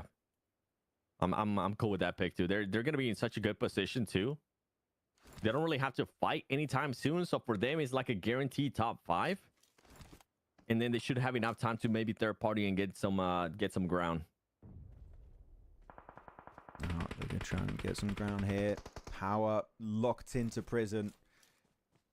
He's able to find a little angle to make his way out of there. I think that he's going to be heard by this one player of Rad. Fair vote. XP sending it out into nowhere. Can't even scout the area. They're just trying to go and find a little position. They do find this little shed here. Actually, not a bad position. It's a decent plateau, but Twisted Minds and KR, you can't let these 2 teams get too close to you. As long as you make sure you zone them away, I feel like there's a good chance they could make it relatively far this game. Though on the other side of the map here is going to be Power, making that very, very kind of steep ascent onto Silent Hill. And he does have 9 nades. So really on a rocky terrain like this, 9 nades, that can really make a dent in Rad and also Silent Hill. And he's going to have room to work with too, as Rod more than likely is going to end up pushing out of this. This is situations and placements where they're currently outside of the circle. So you just got to wait for the right timing. If you're a solo, just be the biggest snake that you can possibly be. And if there's a chance, if there's an opportunity where you can maybe end up surprising one of the squads, go for it. But you need to be careful too, because Silent Hill is going to be keeping a close eye on, especially with Rod moving around so much earlier. And here comes the push. He might be able to surprise 2 players there from Rod. Ooh. Just in time, they go away. This is perfect case scenario by this player from Power, Fidan. Oh, got to be careful. That blue tickles a little bit on phase 6. Even more. Oh, yeah. Oh, he got spotted. Yeah, no, the Blues doing some work. Oh, he has to start running here. He has 9 nades. Is he going to deny? I think, yeah. He's going to try and go for the first nade. Spotted away. It's going to be Featho. We had an inkling that something kind of weird was happening up north. And here you go. Now it's going to be Genji. The crash happens. Down to just a solo. It's going to be Yusef. 1 grenade. If Yusef, you have a grenade, this ridge is such an easy nadeable spot. He's not cooking anything just yet. So I think he might not even try and attempt it. Max, they ended up being neighbors too. They were being so good neighbors that they're in the same building with GK and Genji. Let's be friends. Let's Safji, you're a cool guy. Let's relax, boys. Now for Rod, this is good. I mean, they could end up getting some players here from GS. How quickly though? How proactive are you going to be doing? And for our picks, this is even better. I mean, Twisted Minds. Hopefully you don't end up being too spread out. Don't do exactly what Power did in the last round, because then I'm really going to be raging. And for Rod, being aggressive here, taking the fight over to GS. See if he's going to be able to connect with the first shot. Trying to find somebody there through the smoke. Going to be able to connect one. No, it's not going to be able to connect one, as GS Icons will end up making sure that he gets that first knock. The nades are going to be coming through. That GK player ended up dying. It's down to Yusef from JNG. Trying to see if he can maybe put up another good performance here for the squad. Even in this situation, he's currently up to 5 eliminations, at least for JNG. Always putting up points for this squad. Genji just has first place, like first ranked seat here to try and actually look at this. He's like, this is great entertainment. He's having a great time. Front row seats are going to be the great spot for him. They do go for the res also. Esports, D3S, having a good time. By the way, I heard apparently it's not pronounced D3S. How do you suppose to pronounce the 3, guys? Is it Des? Des? Is it Des? Or Das? I said D3S, but like, is it Des? I'd love to know. That would be great information to know for PMGC if they qualify. But Twisted Minds, here you go, still 4 players. I like how they've been playing it risk-free this game, playing it very smart, eliminating R8 behind them. But look at these off angles of Zuxi. Yusef was able to leave the Harry Potter tower, and now they take control of it, and he's just hiding behind that tree. The surprise factor, again, could be huge for Yusef and also for the side of Rad. Yeah, and sadly for Yusef, though, it's going to be a little bit harder there to be that surprise factor because of the way that this terrain ends up working out. If any of those top teams just gets a little bit over the ridge, especially with how focused these teams currently are between this fight. Meanwhile, Suxy is going to be able to connect with some shots right there. He's not going to be able to. There you go. There goes the get the flush as soon as possible. And GS is just going to come over and run him over. Meanwhile, for everybody that was picking KR and Twisted Minds, they're currently in a fight as well, as Rod just trying to find some more players there from GS. Not going to be able to. And now it's only up to Fevo from Rod. I think Yusef might end up surprising players here from GS, Max. Yeah, they think they cleared this entire area. Yep. I'm pretty sure after getting Rad, they're like, okay, North, it's for us. We took it. We win it.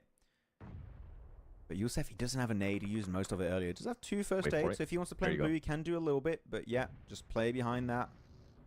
Just wait. It's a duo. Like, he could very easily get an advantage here. But I think he was spotted. Yep, 1 nade is done. I wouldn't even start running here at this point. But you know what? Actually, a player gets knocked on down. The nade comes through. Can he tank it? Get on the other side.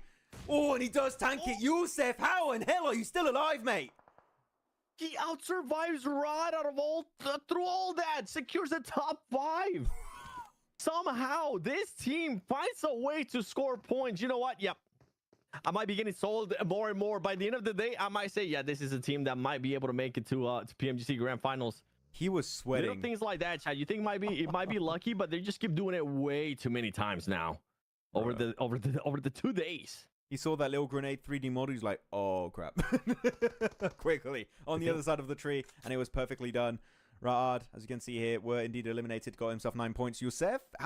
There you go. Oh, okay. I was like, wait, there's no way you don't see him, freak. Okay, there you go. Does find that elimination. Nicely done. But Twisted Minds, maybe splitting their focus a little bit too far and wide. Wash, still on the high ground of this rock, but you need backup. Here's Silent Hail with the nades. They still have a ton of utility, which it seems like Twisted Minds are fully out of. And now they're getting completely pushed out of their initial POI. It's Wash and Freak solo. Well, sorry, not solo, a duo. That's how 2 players work out versus the 4 players of Silent Hell. It's going to be sending it forward. Brute took a little bit of a beating there, but he's going to be able to heal up quite easily after that encounter. But they're getting so much time here. They will get the res on Twisted Minds, which I'm pretty sure, Seven, Silent Hell should not allow that to happen. They should have been on the offensive here. 100%. They should have been a lot more offensive. I think what ended up stopping them a little bit is you can see their Freak on the horizon just trying to get the off angle. The only problem there you go. Wash ends up over peeking, ends up getting knocked. For Freak, you need to get up. You need to be up. There you go. He was laying down earlier. Now he's going to be up, at least being able to get some angles. Here comes the push. Oh, Gaddafi spotting Freak out of nowhere. Lord, what kind of magic can you do here? As there's 4 players coming up to you, you're able to knock 2, but not able to knock that third one. As Lord once again getting into situations where he's showcasing why so many people love him, why so many people have such high regard of him, but ultimately too much when you have a full squad just pushing on you. Silent Hill Esports, congratulations. What a performance there out of them. And they played it out perfectly, Max. Yeah. I was going to end up picking them. You ended up picking them. They played it out so well, waiting for the right time, waiting for the right opportunity to strike. I want to go back. I want to see their room again. Wait. Look at that. Look at that. That's a cool room. Look at all the figures in the background. It's got Captain America's shield also. Maybe it's the Twisted Mind Gaming House. I'm not sure. But regardless, strong game. I'll try to find out for you. Yeah. We have been seeing then a glimmer of hope. Guys, who's sold right now in chat on Twisted Minds? Who's like, yep, Twisted Minds, they locked in. They're ready. They're going to go the entire way. Because right now, this is miles better than what we saw initially during the rounds. Like they were looking like the shadow of their previous selves. And right now, locked in for what? What are we talking about? I locked in to qualify. Give me some context here. For finals? No, qualify. No, not fine. Like just making it to PMGC because initially I thought they were going to miss out on PMGC entirely. Oh, I mean, yeah, you got to keep an eye out on the. If you want to, I can translate that. I'm just